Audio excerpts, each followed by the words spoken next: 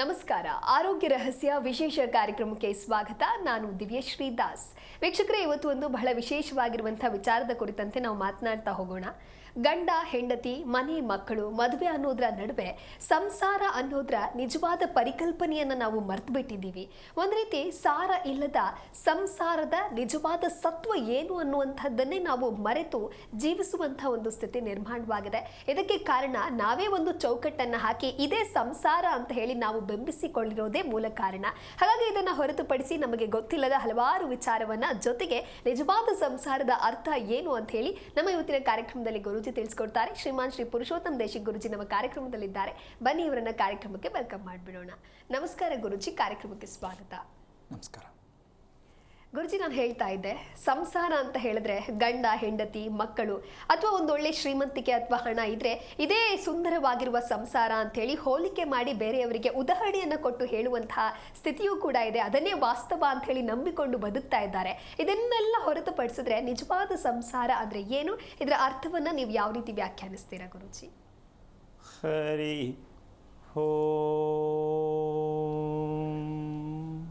ಶ್ರೀ ಗುರುಭ್ಯೋ ನಮಃ. ಸಂಸಾರ, ಅದರಲ್ಲೇ ಮೊದಲನೇ ಅಕ್ಷರದಲ್ಲಿ ಎಷ್ಟಿದೆಯಮ್ಮ? ಅದನ್ನು ನಾವು ಸ್ಲಮ್ ಮಾಡ್ಕೊಂಡ್ಬಿಟ್ಟಿದ್ದೀವಿ. ಅದು ಯಾಕದು ಸ್ಲಮ್ ಯಾಕಾಯಿತು ಅಂತಕ್ಕಂತಹ ವಿಚಾರವನ್ನು ಮುಂದೆ ಇಟ್ಟಾಗ, ಸಂಸಾರ ನಮ್ಗೆ ಗೊತ್ತಿಲ್ವಾ, ಮದುವೆ ತಾನೇ ಮಾಡ್ಕೊಳ್ಳೋದು, ಮದುವೆ ಮಾಡ್ಕೊಂಡ್ಬಿಡಿ ಸಂಸಾರ ಅಂತಕ್ಕಂಥ ಒಂದು ವಿಷಯ ಬರುತ್ತೆ. ಇಲ್ಲಿ ಈ ವಿವಾಹದ ನಂತರ ಪ್ರಾರಂಭ ಆಗೋದು ಸಂಸಾರ, ಹೌದಾ? ವಿವಾಹ ಅಂತಕ್ಕಂಥದ್ದು ಸಂಸಾರ ಮಾಡೋಕ್ಕೆ ಮದುವೆ ಮಾಡ್ಕೊಳ್ಳೋದು ಅಂತ ತಿಳ್ಕೊಂಡಿರ್ತಕ್ಕಂಥ ವಿಚಾರ ಇದೆ. ಇದು ಸತ್ಯ ತಾನೆ? ಅದಕ್ಕೆ ಜೀವನಕ್ಕೊಂದು ಕಲ್ಯಾಣ ಅಂತ ನಾವು ಅಂದ್ಕೊಂಡಿದ್ದೀವಿ. ಜೀವನದಲ್ಲಿ ಮನುಷ್ಯ ಒಂದೇ ಸಲ ಮದುವೆ ಮಾಡ್ಕೊಳ್ಳೋದು ಅಂತ ಅಂದ್ಕೊಂಡಿದ್ದೀವಿ. ಇದು ಸತ್ಯ ಹೌದಾ ಅಲ್ವಾ ಅಂತಕ್ಕಂಥ ಪ್ರಶ್ನೆ ನಾವು ಅಂದ್ಕೋಬೇಕು. ಜೀವನಕ್ಕೊಂದು ಕಲ್ಯಾಣ ಅಂದರೆ ಒಂದು ಸಲ ಒಂದು ಮದುವೆ ಒಂದೇ ಸಲ, ಹೌದಾ? ಆದಷ್ಟು ಮಟ್ಟಿಗೆ ತಿಳ್ಕೊಂಡಿದ್ದೀವಿ ನಾವು. ಮದುವೆ ಒಂದೇ ಸಲ ಆಗೋದು ಅಲ್ಲ, ಈಗ ಹಲವಾರು ಸಲ ಆಗ್ತಾಯಿದೆ, ಏನೂ ಮಾಡೋಕ್ಕಾಗಲ್ಲ. ಸದ್ಯಕ್ಕೆ ನಾವು ಸತ್ಯ ಅನ್ನೋದು ಆದರೆ ಮದುವೆ ಜೀವನದಲ್ಲಿ ಒಂದೇ ಸಲ.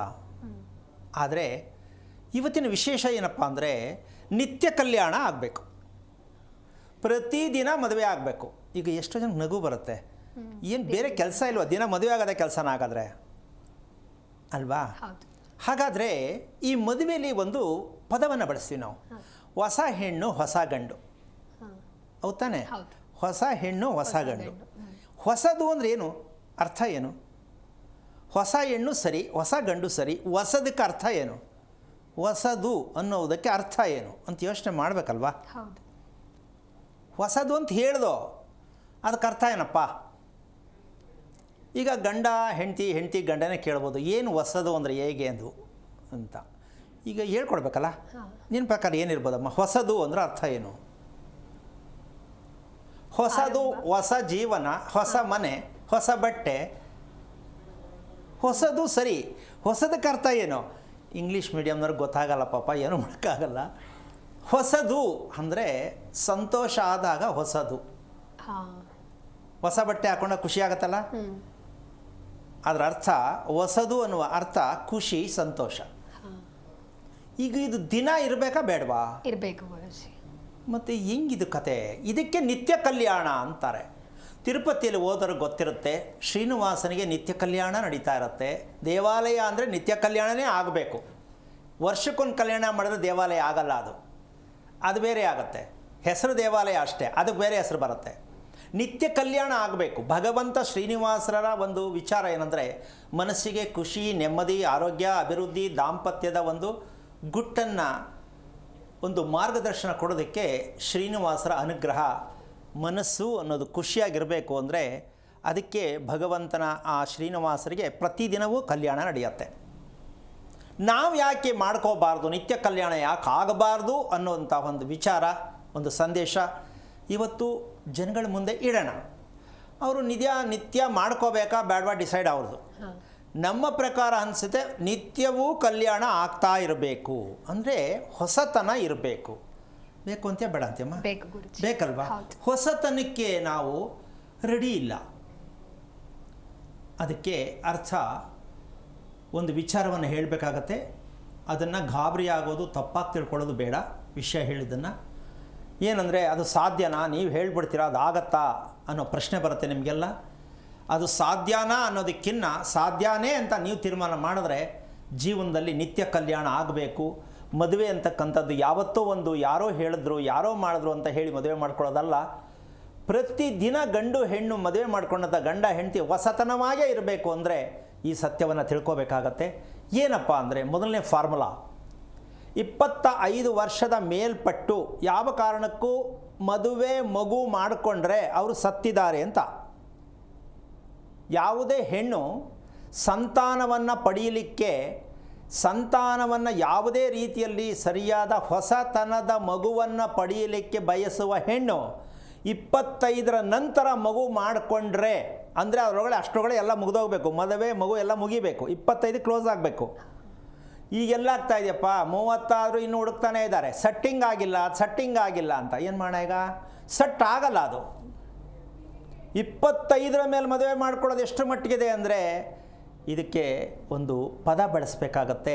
ಇಲ್ಲಿ ಮದುವೆಯ ಸಂಸಾರದ ರಹಸ್ಯ ಅತಿ ಮುಖ್ಯವಾಗಿ ಮೆಡಿಟೇಷನ್. ಈ ಮೆಡಿಟೇಷನ್ ಅಂತಕ್ಕಂತಹ ಒಂದು ವಿಚಾರ ಮದುವೆಯ ಮೂಲಾರ್ಥ ಮೆಡಿಟೇಷನ್. ಈ ಸತ್ಯವನ್ನು ನಾವು ಮದುವೆ ಅಂತಕ್ಕಂತಹ ಒಂದು ಲೆಕ್ಕಾಚಾರಕ್ಕೆ ನಾವು ಸಿದ್ಧತೆ ಆಗಿರಬೇಕಾದದ್ದು ಮೆಡಿಕೇಷನ್. ಈ ಮೆಡಿಟೇಷನ್ ಅರ್ಥ ತಿಳ್ಕೊಬೇಕು ಫಸ್ಟು ನಾವು. ಈ ಮೆಡಿಕೇಷನ್ ಅಂದರೆ ಏನು?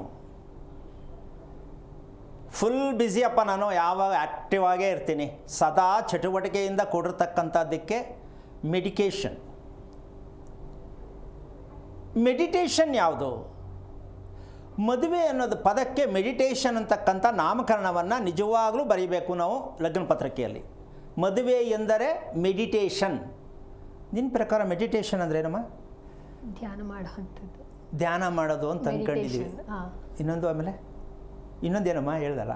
ಇಲ್ಲ, ಮೆಡಿಟೇಷನ್ ಸಾಮಾನ್ಯವಾಗಿ ಧ್ಯಾನ ಅನ್ನುವಂಥ ಅರ್ಥ ಅಂತ ಹೇಳೋದು.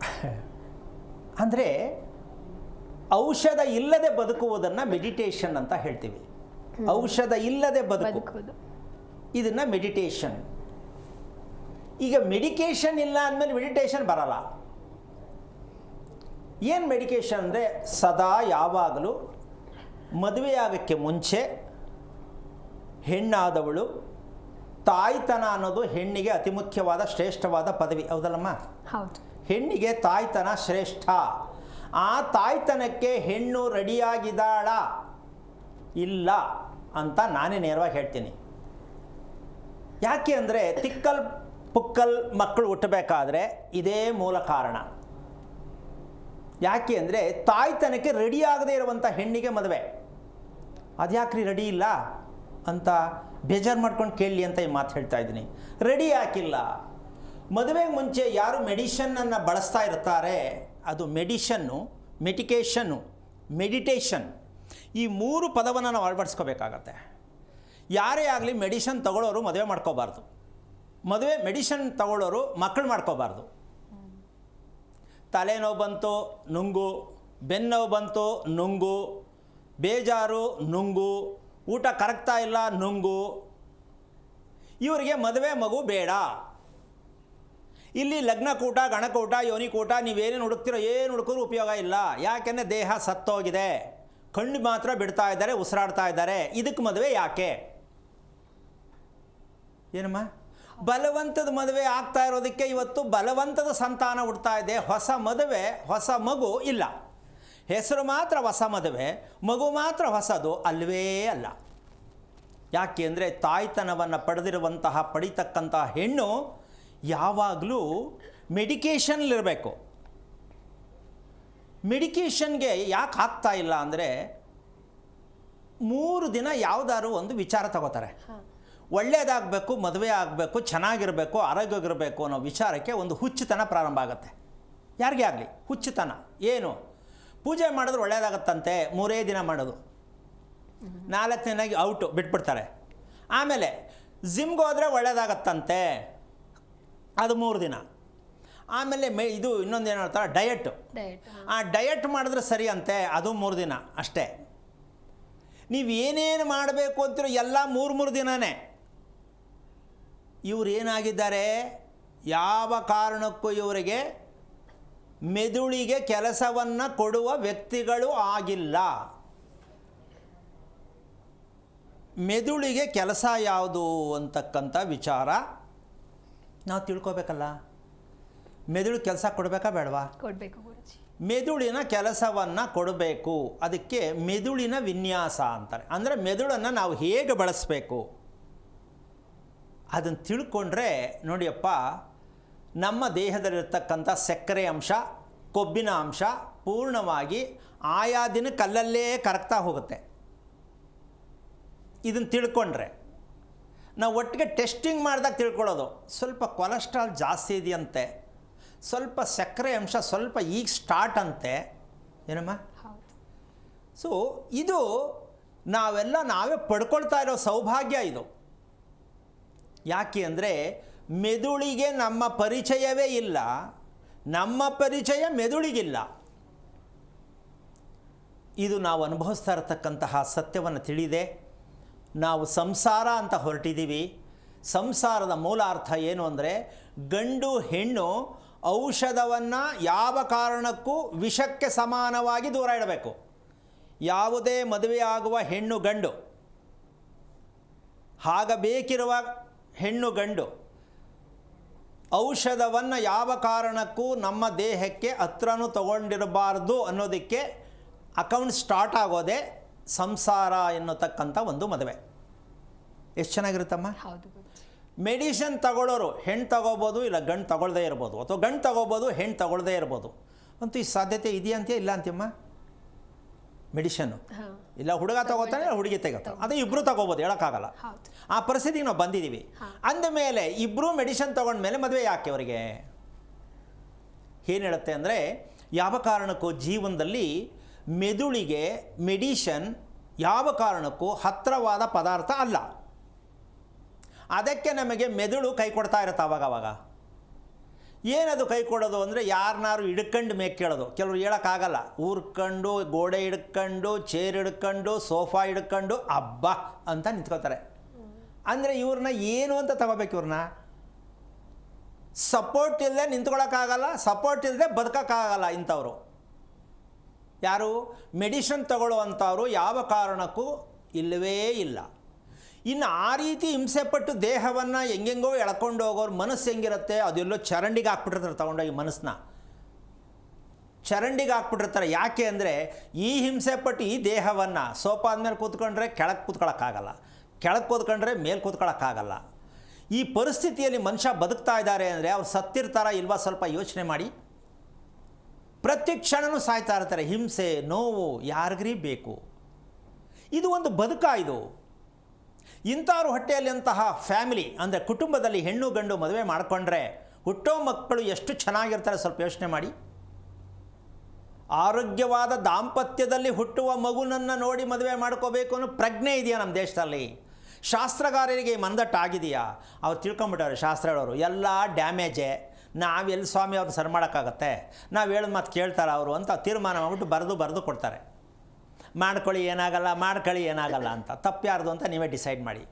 ಯಾಕೆಂದರೆ ಎಲ್ಲ ಫುಲ್ ಕಂಪ್ಲೀಟ್ ಪೋಕಲ್ಲೇ, ಡ್ಯಾಮೇಜ್ ದೇಹಗಳು. ಇನ್ನು ಇದಕ್ಕೆ ಹೆಂಗೆ ಸರಿ ಇದು? ಇದಕ್ಕೆ ಮದುವೆ ಅನ್ನೋದಕ್ಕೊಂದು ಚೌಲ್ಟ್ರಿ, ಇದಕ್ಕೊಂದಷ್ಟು ಕೋಟಿ ರೂಪಾಯಿ ಖರ್ಚು, ದೊಡ್ಡದೊಂದು ಆಲ್ಬಮ್, ಕ್ಲಾಸ್ ಮದುವೆ. ಇದು ಸಂಸಾರ ಅಂತ ಹೇಳಿಕೊಂಡು ನಾವು ನಾಚಿಕೆ ಆಗಲ್ವಾ? ಸ್ವಲ್ಪ ಯೋಚನೆ ಮಾಡಿ. ಯಾರು ಖುಷಿಯಾಗಿದ್ದೀರಾ? ಯಾಕೆ ಬೇಕು ಈ ಮದುವೆ ಅಂತ ಅನ್ನೋಕ್ಕಾಗಲ್ವೇ? ಸಮಾಜ ಒಪ್ಪಲ್ಲ, ಅಪ್ಪ ಅಮ್ಮ ಒಪ್ಪಲ್ಲ. ಈ ಕರ್ಮಕ್ಕೆ ಮದುವೆ ಮಾಡ್ಕೋಬೇಕು. ಇನ್ನು ಹುಟ್ಟೋ ಸಂತತಿ ಕತೆ ಏನಾಗಿರುತ್ತೆ ನೀವೇ ಯೋಚನೆ ಮಾಡಿ. ಆ ಮಗು ಹುಟ್ಟುವಾಗಲೇ ಮೆಡಿಷನ್ಗೆ ರೆಡಿಯಾಗಿ ಹುಟ್ಟುತ್ತೆ. ಈಗ ಸಂಸಾರ ಅಂದರೆ ಮೂಲ ಅರ್ಥ ಬಾಂಧವ್ಯ ಅಂತ. ಏನು ಬಾಂಧವ್ಯ? ಏನದು ಅಂದರೆ ಒಬ್ಬರಿಗೊಬ್ಬರು ಅರ್ಥ ಮಾಡಿಕೊಂಡು ದ್ವೇಷವನ್ನು ಸಾಧಿಸದೆ, ಯಾರ ಮೇಲೆ ಯಾರೂ ದ್ವೇಷ ಸಾಧಿಸಬಾರ್ದು. ಮನೆ ಕುಟುಂಬ ಅಂದರೆ ಎಲ್ಲರನ್ನೂ ಪ್ರೀತಿಯಿಂದ ನಾವು ತಗೊಂಡೋಗ್ತಕ್ಕಂತಹದ್ದಕ್ಕೋಸ್ಕರ ಸಂಸಾರ ಅಂತ ಹೇಳ್ತಾರೆ. ಆದರೆ ಒಂದೇ ಮನೆಯಲ್ಲಿರೋ 3 ಜನಕ್ಕೆ 3 ಅಂಗದಲ್ಲಿ ದ್ವೇಷ ಇರುತ್ತೆ. ಅವ್ರ ಮುಖ ನೋಡೋದು ಈ ಕಡೆ ತಿಳ್ಕೊಳ್ತಾರೆ, ಇವ್ರ ಮುಖ ನೋಡೋದು ಅವ್ರು ಆ ಕಡೆ ತಿಳ್ಕೊಳ್ತಾರೆ. ಅದು ಮಗ ಇರ್ಬೋದು, ಮಗಳಿರ್ಬೋದು, ಗಂಡ ಇರ್ಬೋದು, ಹೆಂಡತಿ ಇರ್ಬೋದು, ಯಾರೇ ಇರ್ಬೋದು. ಈ ದ್ವೇಷ ಅನ್ನುವ ಒಂದು ವಿಷ ಬೀಜ ಸಂಸಾರಕ್ಕೆ ಸೂಕ್ತವಾದ ಮಾಹಿತಿ ಅಲ್ಲ. ಈ ದ್ವೇಷ ಮನುಷ್ಯನ ಏನಕ್ಕೆ ಬರುತ್ತೆ ಅಂದರೆ ಮೆಡಿಷನಿಂದ ಬರುತ್ತೆ. ಈಗ ಮೆಡಿಷನಿಂದ ಬದುಕೋಕ್ಕಾಗಲ್ಲ ಅನ್ನೋ ಮಟ್ಟಕ್ಕೆ ಬಂದಿದ್ದೀವ ಇಲ್ಲಮ್ಮ? ಬಂದಿದ್ದೀವಿ ಗುರುಜಿ. ಮೆಡಿಷನಲ್ಲೇ ಬದುಕ್ತಾ ಇರೋದು ಅಂದಮೇಲೆ ದ್ವೇಷ ಬರದೆ ಏನೇನಾಗತ್ತೆ? ಈ ದ್ವೇಷಕ್ಕೆ ನಾವು ಔಷಧಿಯನ್ನು ಕಂಡುಹಿಡಿಬೇಕು ಅಂತಕ್ಕಂಥದ್ದು ನಮ್ಮ ಮೆದುಳನ್ನು ಗುರುತಿಸ್ಕೊಂಡಾಗ ಮಾತ್ರ. ಆ ಮೆದುಳು ಗುರುತಿಸ್ಕೊಳ್ಳೋಕ್ಕಾಗಿದೆಯಾ? ಆಗಿಲ್ಲ. ಯಾಕೆ? ಗೊತ್ತಿಲ್ಲ. ಅದಕ್ಕೊಂದು ಸಣ್ಣ ಉದಾಹರಣೆ ಕೊಡ್ತೀನಿ. ನೆನ್ನೆ ಅಂತಕ್ಕಂಥದ್ದು ಒಂದಿದೆ, ಈ ದಿನ ಅಂತಕ್ಕಂಥದ್ದು ಒಂದಿದೆ. ನೆನ್ನೆ, ಇಂದು, ನಾಳೆ, ಇವು ಮೂರನ್ನ ಸೇರಿಸ್ಬೇಕು. ಆಗ ಮನಸ್ಸು ಅಂತಕ್ಕಂಥದ್ದು ಮೆದುಳಿಗೆ ಕಾಂಟ್ಯಾಕ್ಟ್ ಕೊಡುತ್ತೆ. ಅಂದರೆ ನೀನು ಹೇಗಿರಬೇಕು ಅಂತ ಹೇಳುತ್ತೆ ಮೆದುಳು. ಹೇಗಿರಬೇಕು, ಹೇಗಿರಬೇಕಿತ್ತು ಅನ್ನೋದು. ನೆನ್ನೆ, ಇಂದು, ನಾಳೆ ಇವು ಮೂರನ್ನ ಸಂಯೋಗ ಮಾಡ್ತಕ್ಕಂಥದ್ದನ್ನ ಕಲ್ತಿಲ್ಲ ನಾವು. ಹೆಣ್ಣು ಗಂಡು ಸಂಯೋಗ ಆಗೋದು ಏನಕ್ಕೆ ಬೇಕು? ಇದೇ ಗೊತ್ತಿಲ್ಲ ಅಂದರೆ ಅದ್ಯಾಕೆ ಬೇಕು ನಿಮಗೆ ಅಂತ ನಾನು ಕೇಳೋಕ್ಕಾಗತ್ತಾ? ನಿಮ್ಮ ಖುಷಿ. ಸಂಯೋಗ ಹೇಳ್ತೀವಿ, ಮಿಲನ ಹೇಳ್ತೀವಿ. ನೆನ್ನೆನ ಇವತ್ತು ಸೇರ್ಸೋಕ್ಕೆ ನಮಗೆ ಗೊತ್ತಿಲ್ಲ ಅಂದರೆ ನಾವು ಹೊಸ ಮನುಷ್ಯರು ಆಗಿಲ್ಲ. ನೆನ್ನೆದನ್ನು ಇವತ್ತು ಯಾಕೆ ಸೇರಿಸ್ಬೇಕು ಅಂದರೆ ನೆನ್ನೆ ನಮ್ಗೆ ಅನುಭವ ಆಗಿದೆ, ಹೌದಾ? ಆ ನೆನ್ನೆಯ ಅನುಭವವನ್ನು ಇವತ್ತು ನಾವು ಪ್ರೆಸೆಂಟಲ್ಲಿದ್ದೀವಿ. ಈ ದಿನ ನಮಗೆ ಶುಭ ಆಗಿರಬೇಕು, ಒಳ್ಳೆ ದಿನ ಆಗಿರಬೇಕು. ಬಯಸಲ್ವೇನಮ್ಮ? ಬಯಸ್ತೀವಿ. ನೆನ್ನೆದನ್ನು ಇವತ್ತಿನ ಸುಖಕ್ಕೆ ಅದನ್ನು ಹಂಚಿ. ಅಯ್ಯೋ ನೆನ್ನೆ ಯಾಕೆ ಹೇಳ್ತೀಯ, ಕಷ್ಟ, ಅದು ಬೇಡ. ಒಳ್ಳೆಯದು. ನೆನ್ನೆ ಏನಾಗಿತ್ತು ಅದು ತಗೋಬೇಡ. ಇವತ್ತು ಮರ್ಜ್ ಮಾಡೋದನ್ನ ಸೇರಿಸು. ಅಬ್ಬಾ ಇವತ್ತು very good day, today is good day ಅಂತ ಅಂದ್ಕೊಂಡ್ರೆ ನಾಳೆ ಅದಕ್ಕಿನ್ನ ಐಪಿಚ್ಗೆ ಹೋಗುತ್ತೆ ನಾಳೆ ಅಂತಕ್ಕಂಥದ್ದು. ಈ ಸತ್ಯವನ್ನು ನಾವು ಅರ್ಥ ಮಾಡಿಕೊಂಡ್ರೆ ಅಮ್ಮ ಮೆಡಿಷನ್ ಇಲ್ಲದೆ ಬದುಕ್ಬೋದು. ಬೇಕು ಅಂತೆ ಬೇಡ ಅಂತೀಯ? ಯಾಕೆ ಅಂದರೆ ಮೆಡಿಷನ್ ಬೇಡ ಅಂತ ಎಲ್ಲರೂ ಅಂದ್ಕೋತಾರೆ, ಆದರೆ ಬದುಕೋಕ್ಕಾಗಲ್ವೇ? ಆ ಮಟ್ಟಕ್ಕೆ ಹೊಟ್ಟೋಗಿದ್ದೀವಿ ನಾವು. ಅದಕ್ಕೋಸ್ಕರವಾಗಿ ಮೆಡಿಕೇಷನ್ನಲ್ಲಿ ಇರ್ತಕ್ಕಂತಹ ಒಂದು ವಿಚಾರವನ್ನು ನಾವು ಸದಾ ಚಟುವಟಿಕೆಯಿಂದ ಇರಬೇಕಾದಂತಹ ಈ ಮೆಡಿಕೇಷನ್ ಅಂತಕ್ಕಂತಹ ಒಂದು ಪದವನ್ನು ಸದಾ ಜೇಬಲ್ಲಿ ಬರೆದಿಟ್ಕೊಂಬಿಡಿ. ಏನದು ಅಂದರೆ ತುಂಬ ಯಾವಾಗಲೂ ಆ್ಯಕ್ಟಿವ್ ಆಗಿರಬೇಕು. ಒಂದು ಸೆಕೆಂಡು ಕೂಡ ಮೆದುಳಿಗೆ ಅವಕಾಶ ಕೊಡಬಾರ್ದು. ಹೊಸದಾಗಿ ಯೋಚನೆ ಮಾಡ್ತಾ ಇರಬೇಕು, ಹೊಸದಾಗಿ ಬಳಸ್ಕೊತಾ ಇರಬೇಕು, ಹೊಸತನವನ್ನು ಬಯಸ್ತಾ ಇರಬೇಕು. ಹೊಸತನ ಮಾಡೋದಕ್ಕೆ ನಾವೇನು ಮಾಡಬೇಕಂತ ಪ್ರಯತ್ನವನ್ನು ಮಾಡ್ತಾನೇ ಇರಬೇಕು. ಇದು ಮೆದುಳಿನ ವಿನ್ಯಾಸ. ನಾವು ಮೆದುಳನ್ನು ಬಳಸೋದನ್ನು ಕಲಿಬೇಕು. ಅದು ರೆಡಿ ಇದೆ. ನಾವು ಮೆದುಳನ್ನೂ ಬಳಸ್ತಾ ಇಲ್ಲ, ಹೃದಯವನ್ನೂ ಬಳಸ್ತಾ ಇಲ್ಲ. ಬಳಸ್ತಾ ಇದ್ದೀವೇನಮ್ಮ? ಇಲ್ಲ. ಅದು ಅದ್ರ ಕೆಲಸ ಮಾಡ್ಕೊಳ್ಳೋದು ಬಿಡ್ರಿ ಅನ್ನೋ ಮಟ್ಟ ಕೊಟ್ಟಾಗಿದ್ದೀವಿ. ಅದು ಹೃದಯ ದೇವ್ರು ಕೊಟ್ಟವನು, ಅದು ಹೆಂಗೋ ಮಾಡ್ಕೊತಾನೆ. ಮೆದುಳು ಅದು ದೇವ್ರು ಕೊಟ್ಟಿದ್ದೆ. ಎಲ್ಲದಕ್ಕಿಂತ ಹೆಚ್ಚಾಗಿ ನಮ್ಮ ಭೂಮಿ, ನಾವು ನಿಂತಿದ್ದೀವಲ್ಲಮ್ಮ, ವಾಸ ಮಾಡ್ತಾ ಇದ್ದೀವಲ್ಲಮ್ಮ, ಆ ಭೂಮಿ ಸುತ್ತುತ್ತಾ ಇಲ್ವಾ? ಗೊತ್ತಿದೆ ತಾನೆ? ಭೂಮಿ ಸುತ್ತಾ ಇದೆ. ನಾವೇನು ಮಾಡ್ತಾ ಇದ್ದೀವಿ? ನಾವೇನು ಮಾಡ್ತಾ ಇಲ್ಲ, ನಿಂತೇ ಇದ್ದೀವಿ ನಾವು. ಮತ್ತು ಹಾಗಿದ್ದ ಮೇಲೆ ಈ ಸತ್ಯ ತಿಳ್ಕೊಳ್ಳದೆ ನಾವು ಬದುಕುವುದು ಅಂದರೆ ಹೇಗದು? ಪ್ರತಿಯೊಬ್ಬರು ಅರ್ಥ ಮಾಡ್ಕೊಳ್ಳಿ. ಭೂಮಿ ಸುತ್ತುತ್ತಾ ಇದೆ ಅನ್ನೋ ಪ್ರಜ್ಞೆ ನಮಗೆ ಗೊತ್ತು. ಮಕ್ಕಳಿಗೆ ಪಾಠ ಮಾಡ್ತೀವಿ, ಮಕ್ಕಳಿಗೆ ಹೇಳ್ಕೊಡ್ತೀವಿ, ನಾವು ಅಂದ್ಕೊಂಡಿದ್ದೀವಿ. ಬಟ್ ನಮ್ಮ ಕೆಲಸ ಏನು ರೀ? ನಾವೇನು ಮಾಡೋಕ್ಕೆ ಬಂದಿದ್ದೀವಿ ಇಲ್ಲಿ? ಎಲ್ಲ ದೇವ್ರ ಮೇಲೆ ಹಾಕೋ ಸೋಮಾರಿಗಳು ನಾವು. ಆ ದೇವ್ರು ನೋಡ್ಕೊತಾನೆ, ಎಲ್ಲದಕ್ಕೂ ದೇವ್ರು ನೋಡ್ಕೊತಾನೆ. ಬಟ್ ನೀನೇನು ಕುಡ್ದೆ ಇಲ್ಲಿ? ಸರಿನಮ್ಮ ಇದು?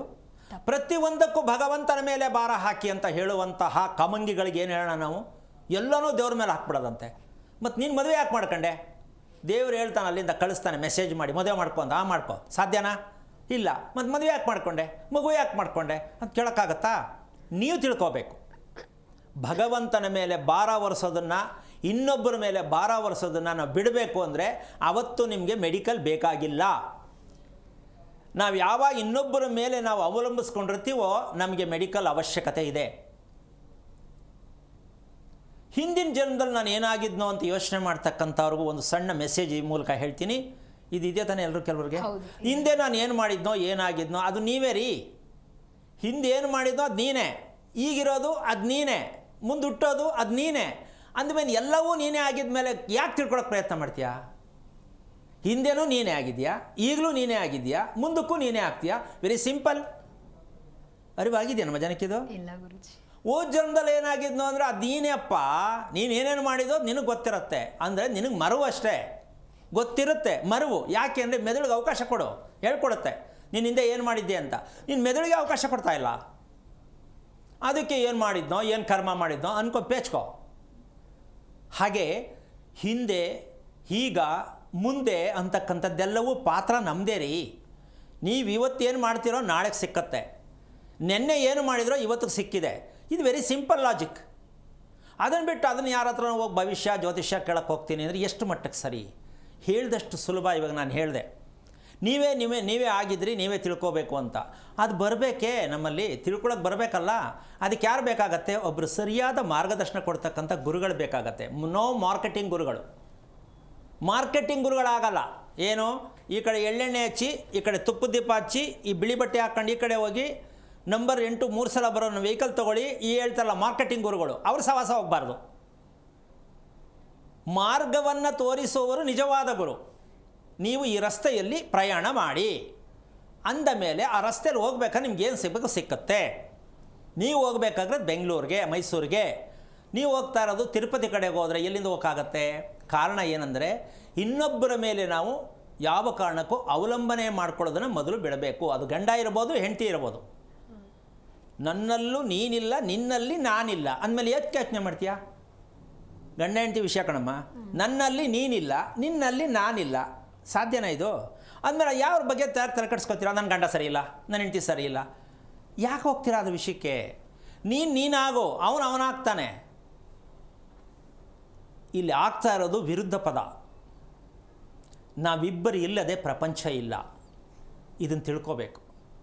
ಪ್ರಪಂಚ ಇರೋದು ಗಂಡು ಹೆಣ್ಣಲ್ಲಿ ಮಾತ್ರ. ನೀವು ಪ್ರಶ್ನೆ ಹಾಕ್ಕೊಂಡ್ರೆ ಅಲ್ಲಿ ನೀವಿಲ್ಲ, ಇಲ್ಲಿ ಅವಳಿಲ್ಲ ಅಂದ ಮೇಲೆ ನಮ್ಮ ಬದುಕು ಎಷ್ಟು ಮಟ್ಟಕ್ಕೆ ಹಿಂದೆ ಹೋಗಿದೆ ಅಂತ ಸ್ವಲ್ಪ ಯೋಚನೆ ಮಾಡಿ. ಆ ಕಾರಣದಿಂದಾಗಿ ದಯವಿಟ್ಟು ತಂದೆ ತಾಯಿಗಳಿಗೆ ಒಂದು ಕಿವಿ ಮಾತು ಹೇಳೋಕ್ಕೆ ಇಷ್ಟಪಡ್ತೀನಿ. ಮಕ್ಕಳಿಗೆ ಕಾಲ ಮೇಲೆ ಕಾಲ ಹಾಕ್ಕೊಂಡು ನಿಂತ್ಕೊಳ್ಳಿ, ಅವ್ರ ಲೈಫ್ನ ಸೆಟ್ಲ್ ಮಾಡ್ಕೊಳ್ಳಿ ಅಂತ ಹೇಳಿ. ಅಥವಾ ಯಾರೋ ಕಿತ್ತೋಗಿರೋರು ಹೇಳ್ತಾರೆ, ಇವಳಿಗೆ 23ಕ್ಕೆ ಮದುವೆ, ಇವಳಿಗೆ 28ಕ್ಕೆ ಮದುವೆ, ಅದಕ್ಕೆ ಮುಂಚೆ ಮಾಡಬೇಡಿ, 30 ಆದಮೇಲೆ ಮಾಡಿ ಅಂತ ಹೇಳುವಂಥ ಕಿತ್ತೋಗಿರೋ ವಿಚಾರ ಅಂತ ಹೋಗಿ ಕೇಳಿ. ಮಕ್ಕಳನ್ನು ಬಲಿ ಕೊಡಬೇಡಿ. ಯಾಕೆ ಅಂದರೆ ಮಕ್ಕಳು ಮಾಡ್ಕೊಂಡಿದ್ದು ಮುಖ್ಯ ಅಲ್ಲ, ಮಾಡ್ಕೊಂಡ್ರದೇ ತಪ್ಪು ಮಕ್ಕಳು. ಮತ್ತೆ ಮಕ್ಕಳನ್ನು ಬಲಿ ಕೊಡಬೇಡಿ.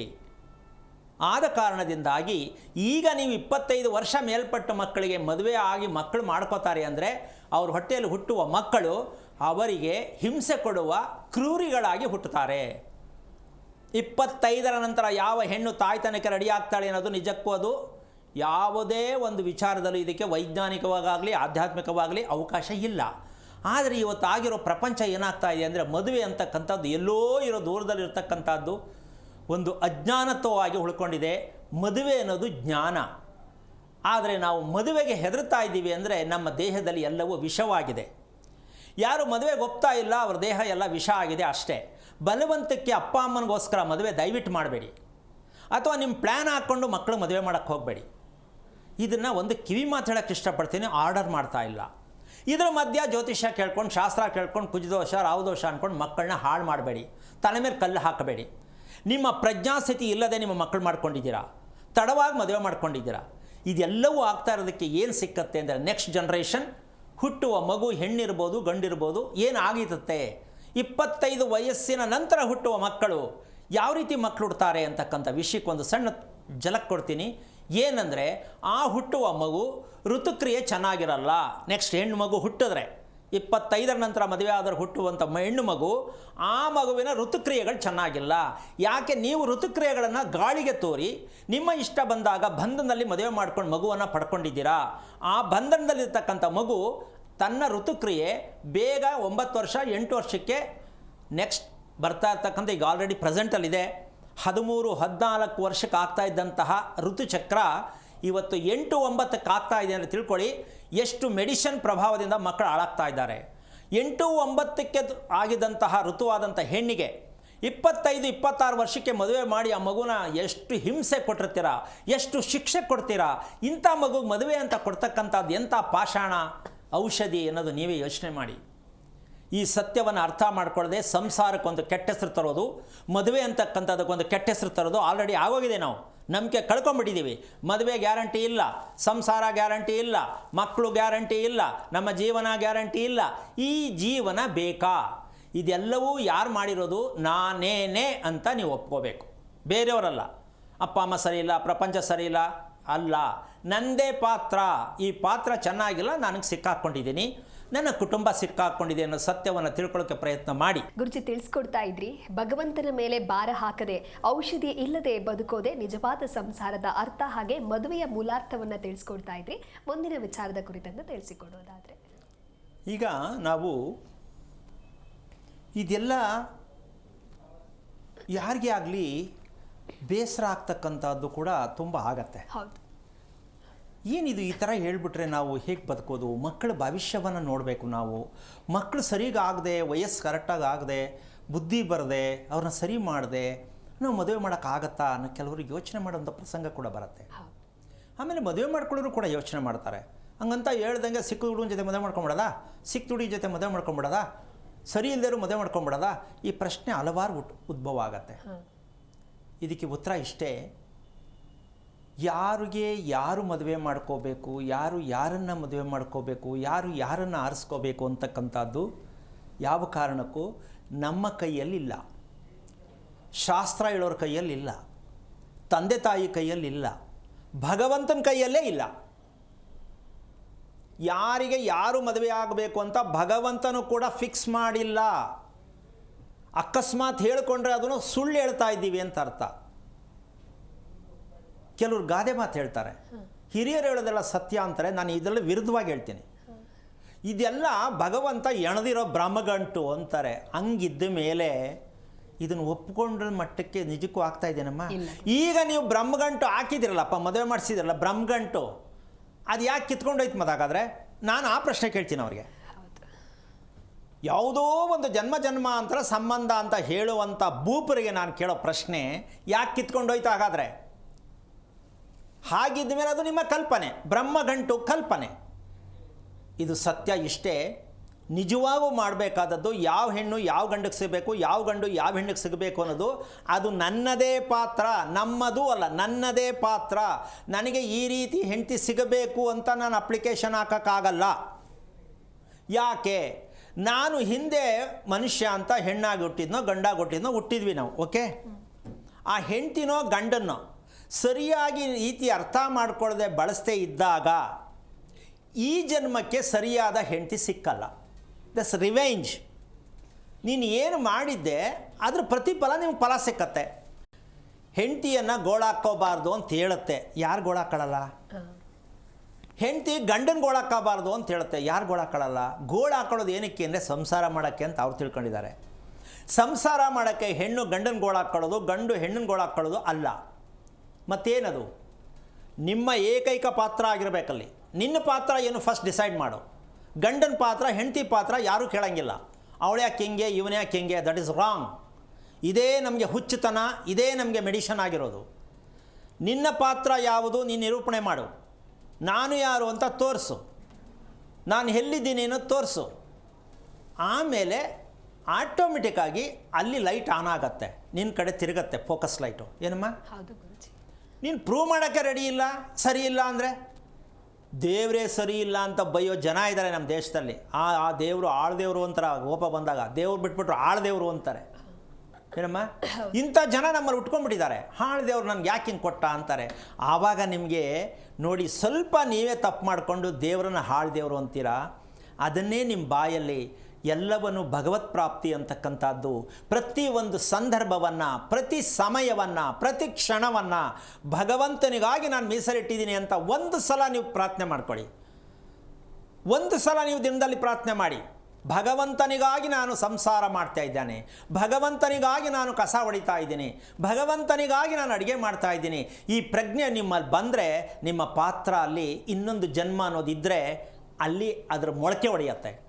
ನೀವೀಗ ಹಿಂಸೆ ಪಟ್ಟು, ಗೋಳಾಡಿ, ಶೋಕಪಟ್ಟು, ಕಷ್ಟಪಟ್ಟು, ಮಾತ್ರೆ ನುಂಗಿ, ಔಷಧ ಕುಡಿದು, ಆಪ್ರೇಷನ್ ಮಾಡಿಕೊಂಡು ಸತ್ತಾಗ, ಸಾಯಲೇಬೇಕಲ್ಲ, ಸತ್ತಾಗ ತಿಳ್ಕೊಳ್ಳಿ, ನೀವು ಸಾಯುವಾಗ ನಿಮ್ಮ ದೇಹದಲ್ಲಿ ಯಾವುದು ಡ್ಯಾಮೇಜ್ ಆಗಿತ್ತು, ಆ ಡ್ಯಾಮೇಜ್ಗೆ ಇನ್ನೊಂದು ಜನ್ಮದಲ್ಲಿ ನಕ್ಷತ್ರದ ರೂಪದಲ್ಲಿ ಹುಟ್ಟುತ್ತೀರಾ. ಅದಕ್ಕೆ ನಕ್ಷತ್ರ ಬಗ್ಗೆ ತಿಳ್ಕೊಳ್ಳಿ ಅಂತ ನಾನು ವಿಚಾರವನ್ನು ಹೇಳ್ತೀನಿ. ನಕ್ಷತ್ರ ಯಾಕೆ ಬೇಕು ಅಂದರೆ, ನೀವು ಓದ್ ಜನ್ಮದಲ್ಲಿ ಏನೇನು ಮಾಡಿ ದೇಹ ಹಾಳು ಮಾಡ್ಕೊಂಡಿದ್ರಿ, ಆ ಹಾಳಾಗಿದ್ದಂಥ ಭಾಗ ಇನ್ನೊಂದು ಜನ್ಮಕ್ಕೂ ಡಿಟ್ಟೋ ಅದೇ ಬಂದಿರುತ್ತೆ. ಅದಕ್ಕೆ ಆ ಮಗು ನಕ್ಷತ್ರ ಬೇಕಾಗತ್ತೆ. ಆ ನಕ್ಷತ್ರ ನೋಡಿ ಆ ದೇಹವನ್ನು ಶುದ್ಧಿ ಮಾಡಿ ಮಗುಗೆ ನಾಮಕರಣ ಮಾಡಬೇಕು ಈ ಜನ್ಮದಲ್ಲಿ. ಮಾಡ್ತಾ ಇಲ್ಲ, ಮಾಡೋದೂ ಇಲ್ಲ, ಗೊತ್ತಿಲ್ಲ, ಯಾರು ಹೇಳ್ತಿಲ್ಲ ಅಂತ ನನಗೆ ಹೇಳ್ತೀರಾ. ಪ್ರತಿಯೊಂದು ವಿಚಾರವನ್ನು ತಿಳ್ಕೊಳ್ಳೋಕೆ ಪ್ರಯತ್ನ ಮಾಡಿ. ಈಗ ಸರಿ ಗುರುಜಿ, ಸುಶೀಲಾ ಅಂತ ಹೇಳಿ ಒಬ್ರು ಕಾಲರ್ ಇದ್ದಾರೆ, ಮಾತನಾಡ್ಬಿಡೋಣ. ನಮಸ್ಕಾರ ಸುಶೀಲಾ, ಸ್ವಲ್ಪ ಜೋರಾಗಿ ಮಾತನಾಡಿ. ಎಲ್ಲಿಂದ ಕರೆ ಮಾಡ್ತಾ ಇದ್ದೀರಾ? ನಮಸ್ಕಾರ, ಕೊಳೆಗಾಲದಿಂದ ಮಾತಾಡ್ತಾ ಇದ್ದೀನಿ ನಾನು. ಓಕೆ, ಯಾರ ಬಗ್ಗೆ ಕೇಳಬೇಕಾಗಿತ್ತು ಹೇಳಿ? ಮಗಳ ಬಗ್ಗೆ ಕೇಳಬೇಕಾಗಿತ್ತು. ಮಗಳ ನಕ್ಷತ್ರ ತಿಳಿಸಿ. ಮಗಳ ನಕ್ಷತ್ರ ಸ್ವಾತಿ ನಕ್ಷತ್ರ, ತುಲಾ ರಾಶಿ. ಗುರುಗಳಿದ್ದಾರೆ, ಮಾತನಾಡಿ. ಹಲೋ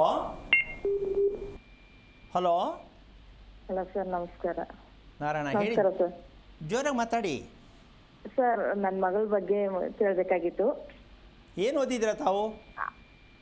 ನಾನು ಏನು ಓದಿಲ್ಲ ಸರ್, ನಾನು ಮನೇಲೇ ಇರೋದು. ನನ್ನ ಮಗಳು PhD ಮಾಡಿದಾಳೆ PhD ಸರ್. ಓಕೆ, ಹಾಂ ಹೇಳಿ, ಏನು ಬೇಕು ಹೇಳಿ. ಅಂತ ಅಂಜಲಿ ಅಂತ ಅವಳ ಹೆಸರು, ತುಲಾ ರಾಶಿ, ಸ್ವಾತಿ ನಕ್ಷತ್ರ. ಹೆಸರೇನು ಇಟ್ಟಿದ್ದೀರಾ? ಮಗಳನ್ನ ಹೆಸರು ಅಂಜಲಿ ಅಂತ ಹೆಸರಿಟ್ಟಿದ್ದೀವಿ ಸರ್. ಏನು ಹೆಸರು ಚೆನ್ನಾಗಿರ್ಲಿ ಅಂತ ಇಟ್ರಾ?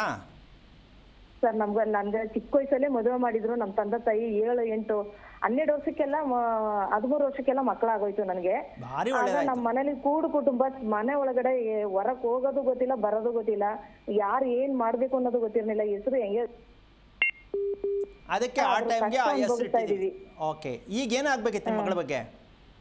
ಮಗಳ್ಗೆ ಸರ್ ಹೋದ ವರ್ಷ ಮದುವೆ ಮಾಡಿದ್ದೆ, ಹಾಂ, ಡಿಸೆಂಬರ್ ತಿಂಗಳಲ್ಲಿ. ಆ ಮದ್ವೆ ಕೈಗೂಡ್ನಿಲ್ಲ. ಆ ಹುಡ್ಗನ್ನ ಹೆಲ್ತ್ ಸರಿ ಇಲ್ದೆ ಆ ಹುಡ್ಗ ಬೇಡ ಅಂದ್ಬಿಟ್ಟ. ಹಾಂ, ಅದಕ್ಕೆ ಮುಂದಿನ ಭವಿಷ್ಯ ಹೇಗೆ ಸರ್ ಏನು ಅಂತ ನಮ್ಗೆ ತುಂಬಾ ಕಷ್ಟ ಆಗಿದೆ ಸರ್. ಮುಂದಿನ ಭವಿಷ್ಯ ಯಾರ್ದು? ನಿಮ್ಮ ಮಗಳದಾ ನಿಮ್ದಾ? ಮಗಳದು ಸರ್. ನಮ್ದು ಏನಕ್ಕೆ ಸರ್ ಇನ್ ಕೇಳೋದು ನನ್ನ ಮಗಳದು ಬಗ್ಗೆ? ಯಾಕೆ ನಿಮ್ದೆಲ್ಲ ಆಗೋಯ್ತಾ? ಸರ್, ನನ್ಗೆ 3 ಮಕ್ಳು. ಮೊದಲನೇ ಮಗನ್ಗೆ ಮದುವೆ ಮಾಡಿ ಅವನಿಗೂ ಮಗು ಇದೆ. ಚೆನ್ನಾಗಿದ್ದಾನೆ? ಈ ಮಗಳು ಮದುವೆ ಮಾಡ್ದೆ, ಅವನ್ ಚೆನ್ನಾಗಿದ್ದಾನೆ. ಈ ಮಗಳು ಮದುವೆ ಮಾಡ್ದೆ, ಇದು ಸರಿ. ಓಕೆ ಅವಳು ತಮ್ಮನ್ಗೆ ಮದುವೆ ಮಾಡಿದೀನಿ, ಅವಳು ಚೆನ್ನಾಗಿದ್ದಾಳೆ, 2 ಮಕ್ಕಳು ಇದೆ. ಓಕೆ, ಇದೊಂದು ಯಾಕಾಯ್ತು ಅಂತ ಪ್ರಶ್ನೆ. ಇದೊಂದು ಯಾಕೆ ಸರ್, ನಿಮ್ಮನ್ನ ನಾನು ನನ್ನ ಮಗಳು ಮದುವೆ ಮಾಡಕ್ಕೂ ಮುಂಚೆಂದೇನು ನಿಮ್ಮ ಮೊಬೈಲ್ಗೆ ಕಾಂಟ್ಯಾಕ್ಟ್ ಮಾಡ್ತಾ ಇದ್ದೀನಿ, ಸಿಗ್ತಾನೆ ಇಲ್ಲ ಸರ್ ನನಗೆ. ಯಾರು ಸಿಗ್ಬೇಕು ಅಂತ? ನಿಮ್ಮ ನಂಬರ್ ಸಿಕ್ಕಿದ್ರೆ, ನಿಮ್ ಜೊತೆ ಮಾತಾಡಿದ್ರೆ. ಅಲ್ಲ, ಮಾತಾಡಿದ್ರೆ ವಿಷಯದಲ್ಲಿ ಮಾತಾಡೋದ್ರಿಂದ ಏನು ಗೊತ್ತಾಗತ್ತಮ್ಮ? ಸರ್, ಅಲ್ವಾ? ಹೌದು. ಈಗ ಅವ್ಳು ವಿಚಾರ ರಾಶಿ ಏನಂದ್ರೆ, ನಕ್ಷತ್ರದ ಬಗ್ಗೆ. ಒಂದು ಮಗು ಹುಟ್ಟಿದ್ರೆ, ಒಂದು ಮದುವೆ ಅಂತ ಮಾಡ್ಕೊಂಡ್ರೆ, ನೋಡಿ, ನೀವೊಂದು ಮಾತು ಹೇಳಿದ್ರಿ, ತುಂಬ ಚಿಕ್ಕ ವಯಸ್ಸಲ್ಲಿ ನಾನು ಮದುವೆ ಮಾಡಿಬಿಟ್ರು. ಇವತ್ತು ಹೇಳಿದ ವಿಷಯಕ್ಕೂ ಇದಕ್ಕೂ ಎಷ್ಟು ಹತ್ರ ಇದೆ ಅದು. ಚಿಕ್ಕ ವಯಸ್ಸಲ್ಲಿ ಮದುವೆ ಮಾಡಿದ್ಮೇಲೆ ಅವ್ರದ್ದೆಲ್ಲ ಚೆನ್ನಾಗಿರ್ಬೇಕತ್ತಲ್ಲ ಅಂತ ಬೇಕಾ ನಿಮ್ಮಂಥ ಪ್ರಶ್ನೆ ಬರುತ್ತೆ. ಹೌದು, ಹೌದಲ್ವಾ? ಆದರೆ ಹೌದು. ಚಿಕ್ಕ ವಯಸ್ಸಲ್ಲಿ ಮದುವೆ ಏನಕ್ಕೆ ಮಾಡಬೇಕು ಅಂತಕ್ಕಂಥ ಲೆಕ್ಕಾಚಾರಕ್ಕೆ ಏನಪ್ಪ ಅಂದರೆ, ಇವರು 3 ಮಕ್ಕಳು ಮದುವೆನೇ ಮುಗಿಸಿದ್ದಾರೆ ಅಲ್ವಾ? ಅಂದರೆ ಯಾವ ಮನುಷ್ಯ 40 ವರ್ಷದ ಒಳಗಡೆ ಮಕ್ಕಳನ್ನ ಕಂಪ್ಲೀಟ್ ಒಂದು ಕಾರ್ಯಮಟ್ಟಕ್ಕೆ ತರ್ತಾರೆ, ಅದಕ್ಕೆ ಚಿಕ್ಕ ವಯಸ್ಸಲ್ಲಿ ಮದುವೆ ಮಾಡ್ಕೋಬೇಕು ಅಂತ ಹೇಳೋದು. ನೀವು ಮದುವೆ ಮಾಡ್ಕೊಳ್ಳೋದೇ ತಡ ಆದರೆ, ಯಾರಿದು ನಿಮ್ಮ ಮಗಳ ನಿಮ್ಮ ಮೊಮ್ಮಗಳ ಅಂತಾರೆ. ಮೇಲೆ ಮಗುವಾಗಿದ್ದ ಕರ್ಕೊಂಡೋದ್ರೆ ಮಗಳು ಅಂತ ಕೇಳಲ್ಲ, ನಿಮ್ಮ ಮೊಮ್ಮಗಳ ಅಂತ ಕೇಳ್ತಾರೆ. ಇಲ್ಲ ನಮ್ಮ ಮಗಳು ಅಂತಾರೆ. ಯಾಕೆ? ಎಲ್ಲ ಲೇಟು. ಅಂದರೆ ಇದು ಸರಿ ಇಲ್ಲ, ಅದು ಸರಿ ಇಲ್ಲ ಅಂತ ನೀವು ತಿಳ್ಕೋಬೇಕು. ಚಿಕ್ಕ ವಯಸ್ಸಲ್ಲಿ ಮದುವೆ ಮಾಡ್ಕೊಳ್ತಕ್ಕಂಥದ್ದು ಕೂಡ, ವಯಸ್ಸು ಮೀರಿ ಮದುವೆ ಮಾಡ್ಕೊಳ್ತಕ್ಕಂಥದ್ದು ಕೂಡ, ಎರಡೂ ಕೂಡ ಊಟ ಸರಿನೇ. ಜಾಸ್ತಿ ಆದರೂ ಕಷ್ಟ, ಕಮ್ಮಿ ಆದರೂ ಕಷ್ಟ. ಹೌದಾ? ಆದರೆ ಪ್ರಜ್ಞಾಸ್ಥಿತಿ ಬೇಕಿಲ್ಲಿ. ಊಟ ಮಾಡಬೇಕು ಸರಿ, ಊಟದ ಪ್ರಮಾಣ ನನ್ನ ವಯಸ್ಸಿಗನುಸಾರವಾಗಿ, ವೃತ್ತಿಗನುಸಾರವಾಗಿ ಮಾಡಬೇಕು ಅಂತ ತಿಳ್ಕೊಂಡ್ರೆ ಅದು ಜ್ಞಾನತ್ವಕ್ಕೆ ಹೋಗುತ್ತೆ. ಊಟಕ್ಕೆ ಒಂದು ಅರ್ಥ ಇರುತ್ತೆ. ನಾನು ಚೆನ್ನಾಗಿ ತಿನ್ನಬೇಕು, ಊಟ ರುಚಿಯಾಗಿದೆ ಅಂತ ತಿಂದರೆ ಅದು ಸರಿ ಇಲ್ಲ, ಇದು ಸರಿ ಇಲ್ಲ. ಹಾಗಾಗಿ ಈಗ ಇವ್ರು ಮಾಡ್ಕೊಂಡಿರ್ತಕ್ಕಂಥ ಒಂದು ದೊಡ್ಡ ಅಪರಾಧ ಏನು ಅಂದರೆ, ಚಿಕ್ಕ ವಯಸ್ಸಲ್ಲಿ ಮದುವೆ ಆಗಿದ್ದು ಸತ್ಯನೇ ಹೊರ್ತು, ಆದರೆ ಒಂದು ಮಗು, ಮೊದಲನೇ ಮಗು ಹುಟ್ಟಿದ್ದು ಮಗನ ಮಗಳ ಅಮ್ಮ, ಅವನ ನಕ್ಷತ್ರ ಗೊತ್ತಮ್ಮ? ಸರ್, ಅವ್ನ ನಕ್ಷತ್ರ ಗೊತ್ತಿಲ್ಲ ನನಗೆ. ಅವನ ಹೆಸರು ಹರೀಶ್ ಕುಮಾರ್ ಅಂತ ಹೆಸರು ಇಟ್ಟಿದ್ದೀನಿ. ಯಾಕೆ ಅದು ನಕ್ಷತ್ರ ಕೇಳೇ ಇಲ್ವಾ? 18ನೇ ತಾರೀಕು ಹುಟ್ಟಿದ ಅವನು, 1988ರಲ್ಲಿ. ಅಮ್ಮ ಒಂದು ನಿಮಿಷ ಅಮ್ಮ, ನಕ್ಷತ್ರ ಬೇಡ ಅಂತ ಬಿಟ್ಬಿಟ್ರಾ ಅಥವಾ ತಿಳ್ಕೊಂಡಿಲ್ವಾ, ಮರ್ತ್ಬಿಟ್ರಾ? ಸರ್, ಮರ್ತೋಗಿದೆ ನನಗೆ. ಈಗ ಗಾಬರಿಲಿ ನಿಮ್ಮ ಫೋನ್ ಸಿಕ್ಕಿದ ತಕ್ಷಣ ನಾನು ಮರ್ತೇ ಹೋಗಿದ್ದೀನಿ ಸರ್, ನಾನು ಓದಿಲ್ಲ. ಅಲ್ಲ, ಓದ್ದೇ ಇರೋದು ಸರಿ. ಆದರೆ ಒಂದು ವಿಷಯ ತಿಳ್ಕೊಬೇಕು, ಯಾಕೆ ಓದ್ದಿರೋ ಸರಿ ಅಂತ ಹೇಳಿದೆ ಅಂತಂದರೆ, ಜಾಸ್ತಿ ಪ್ಲ್ಯಾನ್ ಮಾಡೋರು ಯಾರು ಅಂದರೆ ಓದಿರೋರು. ಈ ಓದಿರೋರು ಏನು ಅಂದರೆ ಪ್ಲ್ಯಾನ್ ಇರಲ್ಲ, ಏನು ಹೇಳ್ತಾ ಅದು ಏನು ಸಿಕ್ಕುತ್ತೋ ಅದು ಉಪಯೋಗಿಸ್ಕೊಂಡ್ಬಿಡ್ತಾರೆ. ಆದರೆ ಒಂದಂತೂ ಸತ್ಯ ತಿಳ್ಕೊಬೇಕು, ನಿಮ್ಮ ತಂದೆ ಇದ್ದಾರಾ? ತೀರೋದ್ರು ಸರ್. ಯಾವಾಗ ತೀರ್ಕೊಂಡಿದ್ದು? ನಮ್ಮ ತಂದೆ ಒಂದು ತೀರೋಗಿ ಒಂದು 9 ವರ್ಷ ಆಗಿದೆ ಸರ್. ಅವರು ಒಂದು ಆಕ್ಸಿಡೆಂಟ್ಲಲ್ಲಿ ತೀರೋಗ್ಬಿಟ್ರು. ಒಂದು ಮದುವೆಗೆ ಅಂತ ಹೋಗಿದ್ವಿ ನಾವು.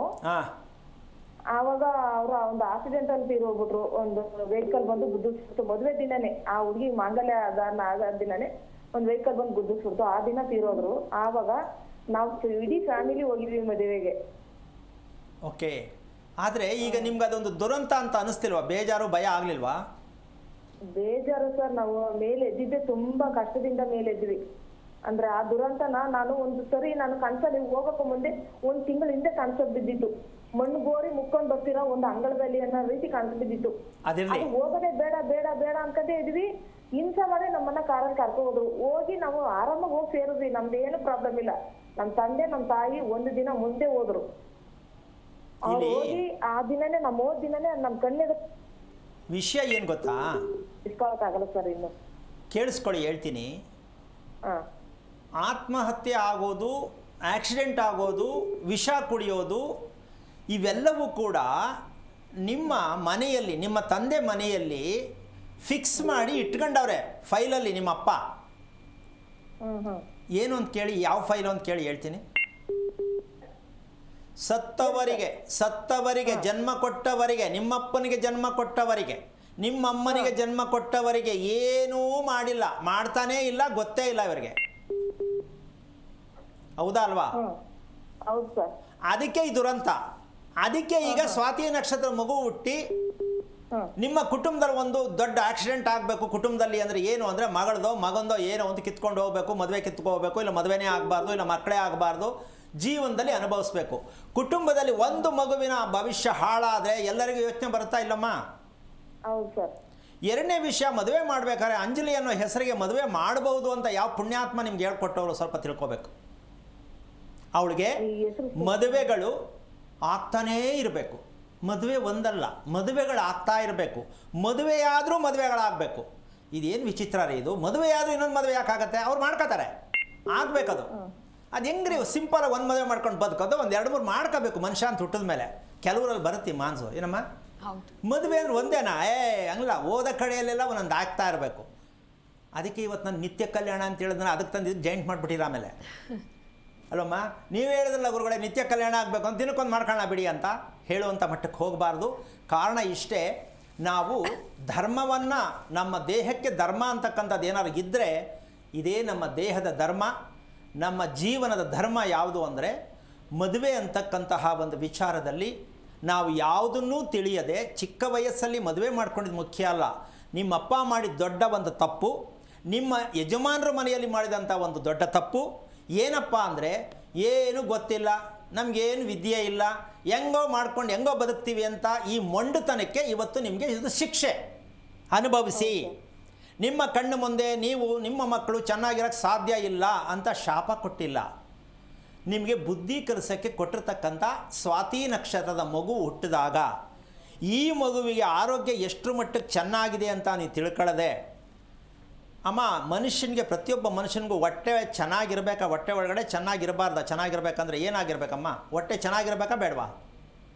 ಚೆನ್ನಾಗಿರ್ಬೇಕು. ನಿಮ್ಮ ಮಗಳು ಹೊಟ್ಟೆ ಬಗ್ಗೆ ಕೇಳಿ, ನಿಮ್ಮ ಮಗಳನ್ನ ಕೂರಿಸ್ಕೊಂಡು ಮದುವೆ ಮಾಡಿಬಿಟ್ರಲ್ಲ, ನಿಮ್ಮ ಮಗಳ ಹೊಟ್ಟೆಯಲ್ಲಿ ನಡೀತಾ ಇರತಕ್ಕಂಥ ಘರ್ಷಣೆ ಎಷ್ಟು ಅನುಭವಿಸ್ತಾ ಇದ್ದಾಳೆ ಅವಳು, ಸ್ವಲ್ಪ ತಿಳ್ಕೊಬೇಕಲ್ವ ನೀವು? ಸರ್ ಅವಳಿಗೆ ಏನು ಮೋಷನ್ ಪ್ರಾಬ್ಲಮ್ ಇದೆ ಸರ್. ಅವಳು ಅಯ್ಯೋ, ನಾನೇನು ಹೇಳ್ತಾ ಇರೋದು? ನಾನು ಅದನ್ನು ಹೇಳ್ತೀನಿ, ತಲೆಯಲ್ಲಿ ಹೇಳಿದ್ನ ನಾನು, ಹೊಟ್ಟೆಯಲ್ಲಿ ತಾನೇ ಹೇಳಿದ್ದು. ಹೌದು ಸರ್. ಈಗ ಹೊಟ್ಟೆಯಲ್ಲಿ ತಿಂದದ್ದು ಕರಗಬೇಕು, ಕರಗಿದ್ದು ಹೊರಗೆ ಹೋಗಬೇಕು. ಆ ಹುಡುಗಿನದು ಆಗ್ತಾನೇ ಇಲ್ಲ. ಅದಕ್ಕೊಂಥರ ಹುಚ್ಚಿಡ್ಕೊಂಡಂಗೆ ಆಗತ್ತೆ, ಮನಸ್ಸು ಬೇಜಾರಾಗತ್ತೆ, ಕೋಪ ಬರುತ್ತೆ. ಮದುವೆ ಯಾಕೆ ಮಾಡಿದ್ರಿ? ಯಾಕೆ ಬೇಕಿತ್ತು ಮದುವೆ? ಈ ಮದುವೆ ಮಾಡೋವಂಥ ಪುರೋಹಿತನಿಗೆ ಇದು ಗೊತ್ತಾ? ಮದುವೆ ಮಾಡಿಸೋ ಅಪ್ಪ ಅಮ್ಮನಿಗೆ ಗೊತ್ತಾ? ಇದಿರಿ ನಮ್ಮ ದೇಶದ ಕತೆ. ಹೆಂಗೋ ಹಿಡಿದು ಕಟ್ಬಿಡೋದು. ಚಿಕ್ಕ ವಯಸ್ಸಲ್ಲಾರು ಮಾಡಿ, ದೊಡ್ಡ ವಯಸ್ಸಲ್ಲಾರು ಮಾಡಿ, ತಿಳ್ಕೊಂಡು ಮಾಡಿ. ಈಗ ಆಮೇಲೆ ನೋಡಿ ಹಿಂಗೆ ಆಗೋಯ್ತು ಅಂದರೆ ನಿಮ್ಮ ಸೋಮಾರಿತನಕ್ಕೆ, ನಿಮ್ಮ ಬೇಜವಾಬ್ದಾರಿತನಕ್ಕೆ ಆಗಲೇಬೇಕು, ಅನುಭವಿಸ್ಲೇಬೇಕು ನೀವು. ಮದುವೆ ಅನ್ನೋದಕ್ಕೆ ಅರ್ಥ ಗೊತ್ತಿಲ್ಲದೆ ಮದುವೆ ಮಾಡ್ಕೊಂಡಿದ್ದೀರಾ, ಮತ್ತು ನಿಮ್ಮೊಟ್ಟಲ್ಟದ ಮಕ್ಕಳು ಹಂಗೆ ಮದುವೆ ಮಾಡ್ತಾ ಇದ್ದೀರಾ. ಹೆಂಗೆ ಒಳ್ಳೇದಾಗಬೇಕು ನಿಮಗೆ? ನಿಮ್ಮ ಇಷ್ಟಪಟ್ಟಂಗೆಲ್ಲ ಜೀವನ ಅಲ್ಲ, ಅದಕ್ಕೊಂದು ಅರ್ಥ ಇರುತ್ತೆ. ಅಡುಗೆ ಮಾಡಬೇಕಾದ್ರೂ ರೀತಿ ಅಡುಗೆ ಮಾಡೋದು ಕಲ್ತ್ಕೊಂಡು ಅಡುಗೆ ಮಾಡ್ಬೋದೇ ಹೊರ್ತು ಪುಸ್ತಕದಲ್ಲಿ ನೋಡ್ಕೊಂಡು ಅಡುಗೆ ಮಾಡೋಕ್ಕಾಗಲ್ಲ, ಮಾಡಿದ್ರೂ ಚೆನ್ನಾಗಿರಲ್ಲ. ಹಾಗೆ ನಿಮ್ಮ ಜೀವನವನ್ನು ನೀವು ತಿಳ್ಕೊಳ್ಳಿ. ಅಮ್ಮ, ಈಗ ನೀನು ಮಾತಾಡ್ತಾ ಇದೆಯಾ, ಸಾರ್ ಅಂತಲೇ ಬಳಸ್ತಾ ಇದೆಯಾ ಮಾತನ್ನ. ನಾನು ಯಾರ ಹತ್ರ ಮಾತಾಡ್ತೀನಿ ಅನ್ನೋ ಅರಿವೇ ನಿನಗಿಲ್ಲ. ನಾನು ಸಾರ್ ಅಲ್ಲ. ಗುರುಗಳೇ, ಒಂದು ನಿಮಿಷ, ತಪ್ಪಾಯ್ತು.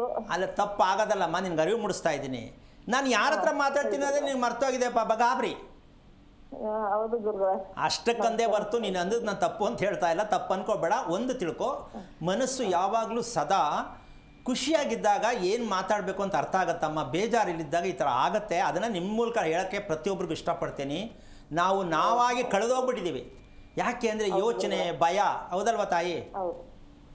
ಈಗಲೂ ನಾನು ತುಂಬಾ ನಿಮ್ಮನ್ನ ನಿಜವಾಗ್ಲೂ ನಾನು ತುಂಬಾನೇ. ಆಯಿತು, ಒಂದು ನಿಮಿಷ ಕೇಳಿಸ್ಕೊಮ್ಮ. ಈಗಲೂ ಕಾಲ ಮಿಂಚಿಲ್ಲ, ಆಗಿದ್ದಾಯಿತು. ಆ ಅಂಜಲಿ ಅನ್ನೋ ಕಿತ್ತೋಗಿರೋ ಹೆಸರು ಬಿಸಾಕಿ ಅದಕ್ಕೆ ಯಾವ ರೀತಿ ಹೆಸರು ಇಡಬೇಕು ಅಂತಕ್ಕಂಥದ್ದು ಒಂದು. ಯಾಕೆ ಅಂದರೆ ಅದು ಕುಜದೋಷಕ್ಕೆ ಹತ್ತಿರವಾದಂಥ ವಿಷಯವನ್ನು ಕೆಲವರಿಗೆ ಹೋಗಿ ಕೇಳಬೇಕಾದ್ರೆ ಕಿತ್ತೋಗಿರೋರು ಹೇಳ್ತಾರೆ, ಅವಳಿಗೆ ಕುಜದೋಷ ಇದೆ ರೀ, ಮದುವೆ ಯಾಕೆ ಮಾಡಿದ್ರಿ ಅಂತ ಹೇಳ್ತಾರೆ. ಕುಜದೋಷ ಅಲ್ಲ, ಹೊಟ್ಟೆ ದೋಷ. ಹೊಟ್ಟೆ ದೋಷ ಮಾಡಿಕೊಂಡು ರಾಹು ದೋಷ, ಕುಜದೋಷ, ಅಂಗಾರಕ ದೋಷ, ಏನೇನೋ ಪೂಜೆ ಮಾಡಿಸಿದ್ದೆ ಆಗುತ್ತೆ. ನಮ್ಮ ಇದು ಹೊಟ್ಟೆ ರಿಪೇರಿ ಮಾಡಬೇಕು. ಪೂಜೆ ಮಾಡಿದ್ರೆ ನಂಗಾಗತ್ತಿದು. ಈ ಥರ ಕಿತ್ತೋಗಿರೋರು ಇದ್ದಾರೆ. ಆ ಥರ ಎಲ್ಲ ಹೋಗಿ ಕೇಳ್ಕೊಂಡು ಮದುವೆ ಮಾಡ್ಕೊಂಡು ಹಿಂಗೆ ಆಗಿರೋದು. ಅದಕ್ಕೆ ನಾನು ಹೇಳೋದು, ಯಾವತ್ತೂ ಶಾಸ್ತ್ರ ಕೇಳೋರ ಹತ್ರ ಹೋಗಬೇಡಿ ಮದುವೆ ಮಾಡೋಕ್ಕೆ.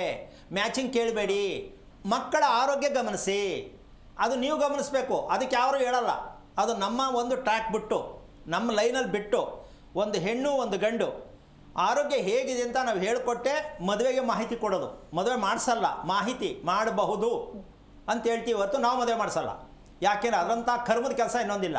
ಸುಳ್ಳು ಹೇಳಿ ಮದುವೆ, ದುಡ್ಡಿಗಾಗಿ ಮದುವೆ, ಅದಕ್ಕೆ ನಾವು ಮಾಡಿಸಲ್ಲ. ಮದುವೆ ಸಾಹಸಕ್ಕೆ ಹೋಗಲ್ಲ. ಮನೆ ಕಟ್ಸೋದು ಅಷ್ಟೇ ನಮ್ಮ ಕೆಲಸ. ಈ ವಿಚಾರವನ್ನು ನೀವು ಗಂಡ ಹೆಂಡತಿ ಕೂತ್ಕೊಂಡು ಡಿಸೈಡ್ ಮಾಡಿ. ನಿಮ್ಮ ಮಗಳ ಭವಿಷ್ಯ ಏನೂ ಆಗಿಲ್ಲ, ಅವಳದು ಆಗಿರೋದು ನಿಮಗೆಲ್ಲ ಬುದ್ಧಿ ಕಲಿಸೋದಕ್ಕಾಗಿದೆ. ನೀವು ತಿಳ್ಕೊಂಡು ಪ್ರಯತ್ನ ಮಾಡಿದ್ರೆ ಅಮ್ಮ, ನಿಮ್ಮ ತಂದೆ ಮನೆ ಆ ಸಾಲ ಯಾವುದು, ನಿನ್ನ ಗಂಡನ ಮನೆ ಸಾಲ ಯಾವುದು ಅಂದರೆ ಹಿರಿಯರದು. ಆ ಸಾಲ ತಿಳ್ಕೊಳ್ಳಿ, ಎಲ್ಲದಕ್ಕೂ ಒಳ್ಳೆಯದಾಗತ್ತೆ. ತಿಳ್ಕೊತಾಯಿ, ಒಳ್ಳೆಯದಾಗಲಿ. ಓಕೆ, ಧನ್ಯವಾದಗಳು ಕರೆ ಮಾಡಿದ್ದಕ್ಕಾಗಿ. ಇದೀಗ ದಾವಣಗೆರೆಯಿಂದ ಗೀತಾ ಅಂತ ಹೇಳಿ ಕರೆ ಮಾಡಿದ್ದಾರೆ. ನಮಸ್ಕಾರ ಗೀತಾ. ನಮಸ್ಕಾರ ಮೇಡಮ್. ಯಾರ ಬಗ್ಗೆ ಕೇಳಬೇಕಾಗಿತ್ತು ಹೇಳಿ? ನನ್ನ ಮಗನ ಬಗ್ಗೆ ಕೇಳಬೇಕಾಯ್ತು. ಓಕೆ, ಸ್ವಲ್ಪ ಜೋರಾಗಿ ಮಾತನಾಡಿ. ಮಗನ ನಕ್ಷತ್ರ ತಿಳಿಸಿ. ಮಗ ನಕ್ಷತ್ರ ಮೆಗಾ ನಕ್ಷತ್ರ, ಮನೋಜ್ ಹೆಸರು. ಇಲ್ಲ, ಕ್ಲಿಯರ್ ಆಗಿ ಕೇಳಿಸ್ತಾ ಇಲ್ಲ, ಇನ್ನೊಮ್ಮೆ ಹೇಳಿ. ಮೆಗಾ ನಕ್ಷತ್ರ. ಗುರುಗಳಿದ್ದಾರೆ, ನಿಮ್ಮ ಪ್ರಶ್ನೆ ಏನು? ಹಲೋ ಹಲೋ ಅಮ್ಮ, ನಕ್ಷತ್ರ ಏನು ಕರೆಕ್ಟಾಗಿ ಹೇಳಿದೆಯಾ ಅಂತ ನಂಗೆ ಡೌಟು. ಮೆಗಾ ನಕ್ಷತ್ರ ಸರ್. ಏನು ಮೆಗಾ ನಕ್ಷತ್ರ? ಅಯ್ಯೋ ನಾರಾಯಣ, ಈ ಮಟ್ಟಕ್ಕೂ ಹೆಸರು ಹೇಳ್ತಾರಲ್ಲಮ್ಮ. ಮನೋಜ್ ಅಂತ ಹೆಸರು. ಮೂನಮ್ಮ, ಅರ್ಥ ಆಯಿತು. ಮಖ ನಕ್ಷತ್ರ ಹೇಳೋದು ಅದೇನೋ ನಕ್ಷತ್ರ, ಮೇಲೋ ನಕ್ಷತ್ರ ಹೇಳ್ತಿದ್ಯಾ ನೀನು. ಏನು ಓದಿದ್ಯಮ್ಮ? ನಾನು SLC ಓದಿನಿ. ಓಕೆ, ಎಷ್ಟು ವಯಸ್ಸಿನಿಗೆ? ನನಗೀಗ 45. ನಿನಗಲ್ಲಮ್ಮ, ಮಗನಿಗೆ 16 ವರ್ಷ ಸರ್. ಎಷ್ಟು? 16 ವರ್ಷ, 16 ವರ್ಷ ಈಗ. ಓದ್ತಾ ಇದ್ದಾನಾ? QC ಓದ್ತದ, ಫಸ್ಟ್ ಇಯರ್ QC. ಏನಾಗಬೇಕಿತ್ತಪ್ಪ ಅವನ ಬಗ್ಗೆ? ಅವನು ಭಾಳ ಸಿಟ್ಟು, ಓದಲ್ಲ. ಫ್ಯಾನ್ ಆಯ್ತು, ಓದಲ್ಲ. ಇಷ್ಟಪಟ್ಟು ಓದಲ್ಲ. ನೀನು ಎಲ್ಲೋ ಮಾತಾಡ್ದಂಗೆ ಕೇಳಿಸುತ್ತೆ, ಸೌಂಡು ಕರೆಕ್ಟಾಗಿ ಕೇಳಿಸಲ್ಲ. ಅವನು ಓದ್ತಾ ಇಲ್ಲ ಅಲ್ವಾ? ಹೌದು ಸರ್, ಸಿಟ್ಟು ಜಾಸ್ತಿ ಅವನಿಗೆ, ತುಂಬ ಸಿಟ್ಟು. ಓಕೆ, ನಿನಗೆ ಸಿಟ್ಟು ಜಾಸ್ತಿನಾ, ನಿಮ್ಮ ಯಜಮಾನಿಗೆ ಸಿಟ್ಟು ಜಾಸ್ತಿನಾ? ನನಗೂ ಸಿಟ್ಟು ಜಾಸ್ತಿ. ಸರಿ, ಮತ್ತೆ ಅದರಲ್ಲಿ ಅದೇ ಬಂದಿರೋದು ಸಿಟ್ಟೆ. ಮತ್ತು ಮಗನ ಕಂಪ್ಲೇಂಟ್ ಹೇಳಿದ್ರೆ ಏನು ಅರ್ಥ ಆಯ್ತು? ನಿನ್ಗೆ ಸಿಟ್ಟೈತೆ, ಅದಕ್ಕೆ ಬಂದಿದೆ ಅಷ್ಟೇ. ಅವನೇ ಒಂದಿನ ಹೇಳ್ತಾನೆ, ನೀನು ಕೋಪ ಮಾಡಲ್ವಾ, ನನಗೇನು ಹೇಳ್ತೀಯ ಅಂತ ಹೇಳ್ತಾನೆ. ಹೇಳಿದ್ನ ಯಾವಾಗಾರು? ಇಲ್ಲ, ಅವನು ಹಾಸ್ಟೆಲ್ನಾಗ ಅದಾನ ಸರ್ ಈಗ. ಸೈಡ್ಗೆ ಹಾಕ್ಬಿಟ್ರು ತಗೊಂಡೋಗಿ, ಎಲ್ಲ ಒಂದು ಕಡೆ ಬೆಳ್ಕೊಂಬಿಡದೆ ಆ ಕಡೆ ಅಂತ. ಹಾಸ್ಟೆಲ್ನಾಗ ಅದಾನ ಸರ್, ಇವತ್ತು ಸರ್. ಏನಕ್ಕೆ ಹಾಸ್ಟ್ಲಿಗೆ ಹಾಕಿದ್ದು? ಒಳ್ಳೆ ಬುದ್ಧಿ ಕಲೀಲಿ ಅಂತಲಾ? ಇಲ್ಲಿ ಊರಾಗೆ ಭಾಳ ಹಳ್ಳಿ ಎಲ್ಲ ತಿರ್ಗಾಡ್ತಾನೆ, ಜಾಸ್ತಿ ಓದಲ್ಲ, ಫೋನ್ ಹಿಡ್ಕೊಂತಾನೆ, ಕ್ರಿಕೆಟ್ ಆಡಕ್ ಹೋಗ್ತಾನೆ. ಈಗ ಹಾಸ್ಟ್ಲಿಗೆ ಹೋದ್ರೆ ಅದೆಲ್ಲ ಯಾವುದು ಇರಲ್ಲ ಅಂತನಾ? ಏನೋ ನಮ್ ಕಣ್ ಮುಂದೆ ಇದ್ರು ಭಾಳ ಹಿಂಸೆ ಮಾಡ್ತಾನೆ. ಸರಿನಮ್ಮ, ಎಷ್ಟು ವರ್ಷ ಹಾಸ್ಟೆಲ್ ಬಿಡ್ತೀರಾ? ಇದು 2 ವರ್ಷ PUC ಮುಗಿಯುತ್ತೆ ಸರ್. ಆಮೇಲೆ ಮತ್ತೆ ಮನೆಗೆ ಬರ್ತಾನೆ? ಬರ್ಬೇಕು ಮನೆಗೆ ಮತ್ತೆ. ಆಮೇಲೆ ಬ್ಯಾಟ್ ತಗೊಂಡು ಬುರುಡೆ ಮೇಲೆ ಹೊಡಿತಾನೆ, ಹೊಡೆಸ್ಕೊತೀರಾ? ಯಾಕೆ ಅಂದರೆ, ಏನಕ್ಕೆ ಮಾತು ಹೇಳಿದೆ ಅಂದರೆ, ಮಕ್ಕಳನ್ನ ನೀವು ಸಮರ್ಥನೆ ಮಾಡ್ಕೊಳಕ್ಕೆ ಆಗಲಿಲ್ಲ ಅಂದರೆ ಮಕ್ಳು ಯಾಕ್ರಿ ಮಾಡ್ಕೊಂಡ್ರಿ? ಎಂಥ ಕೆಟ್ಟ ಅಭ್ಯಾಸ ದುರ್ಧಾನ್ಯ ವಿಚಾರಗಳು ಇವುಗಳು. ಇವ್ರ ಕೈಲಿ ಆಗಲ್ಲ ಅಂದರೆ ತೊಗೊಂಡೋಗಿ ಅಷ್ಟು ಹಾಕ್ಬಿಡೋದು ದುಡ್ಡು ಕಟ್ಬಿಟ್ಟು. ಆ ಮಗು ಏನು ಹೇಳುತ್ತೆ ಅಂದರೆ, ಇವರಿಗೆ ಏನು ಮಾಡಲಿ, ನನ್ನ ಸಾಕಕ್ಕೆ ಇವ್ರ ಯೋಗ್ಯತೆ ಇಲ್ಲ ಅಂದಮೇಲೆ ಇವ್ರು ಯಾಕೆ ನಾನು ಹುಟ್ಟಿಸ್ಕೊಂಡ್ರು, ಹಂಗೆ ಹೇಳುತ್ತೆ ಮಗು. ಅದು ಒಂದಲ್ಲ ಒಂದಿನ ತಿರುಗಬಾಣ ಆಗಬೇಕು, ನಾಚಿಕೆ ಆಗಬೇಕು ಅಪ್ಪ ಅಮ್ಮನಿಗೆ. ಹಾಸ್ಟೆಲ್ ಹಾಕ್ಬಿಟ್ಟ ತಕ್ಷಣ ಮಗು ಸರಿ ಹೋಗ್ಬಿಡುತ್ತಂತೆ. ಹೆಂಗ್ರಿ ಸರಿ ಹೋಗುತ್ತದು? ನೀವು ಮನೇಲಿ ಅಡುಗೆ ಮಾಡೋದು ತಿಂದೆ ಚೆನ್ನಾಗಿಲ್ಲ, ಅದು ಅವ್ರು ಮಾಡೋದು ಅಡುಗೆ ತಿಂದ್ಬಿಟ್ಟು ಚೆನ್ನಾಗಿದ್ಬಿಡುತ್ತೆ ಹಾಸ್ಟೆಲಲ್ಲಿ. ಆ ಪ್ರಜ್ಞೆ ನಮಗಿಲ್ಲ. ಮಗು ಚೆನ್ನಾಗಿ ಕೆಟ್ಟದ್ದೆಲ್ಲ ಬಿಟ್ಬಿಡುತ್ತಂತೆ. ಎಲ್ಲಿ ಬಿಡುತ್ತೆ? ರಿವೆಂಜ್ ಮಾಡುತ್ತೆ, ಮನಸ್ಸಲ್ಲಿ ಇಟ್ಕೊಂಡಿರುತ್ತೆ, ಬಂದು ರಪ ರಪ ರಪ ಅಂತ ಬಾರಿಸ್ಕೊಳ್ಳಿ. ಅವಾಗ ಮಕ್ಕಳನ್ನ ಹಾಸ್ಟೆಲ್ಗೆ ಹಾಕೋದು, ದೂರ ಹಾಕೋದು, ಏನು ಅರ್ಥ ಇದು? ನಿಮ್ಮ ಮಕ್ಕಳು ಅಂತ ಏನು ಪ್ರಯೋಜನಕ್ಕೆ ತೊಗೊಂಡ್ರಿ ಹಾಗಾದರೆ? ನಿಮ್ಮ ಕೈಲಿ ಆಗಲ್ಲ, ನಿಮ್ಮನ್ನು ಸಮರ್ಥನೆ ಮಾಡೋಕ್ಕಾಗಲಿಲ್ಲ ಅಂದರೆ ಮಗು ನಿಮ್ದು ಹೆಂಗಾಯ್ತದು? ಇವಾಗ ನಾನು ಹೇಳೋದು ನಿಮಗೆ ತುಂಬ ಜನಕ್ಕೆ ಬೇಜಾರಾಗ್ಬೋದು.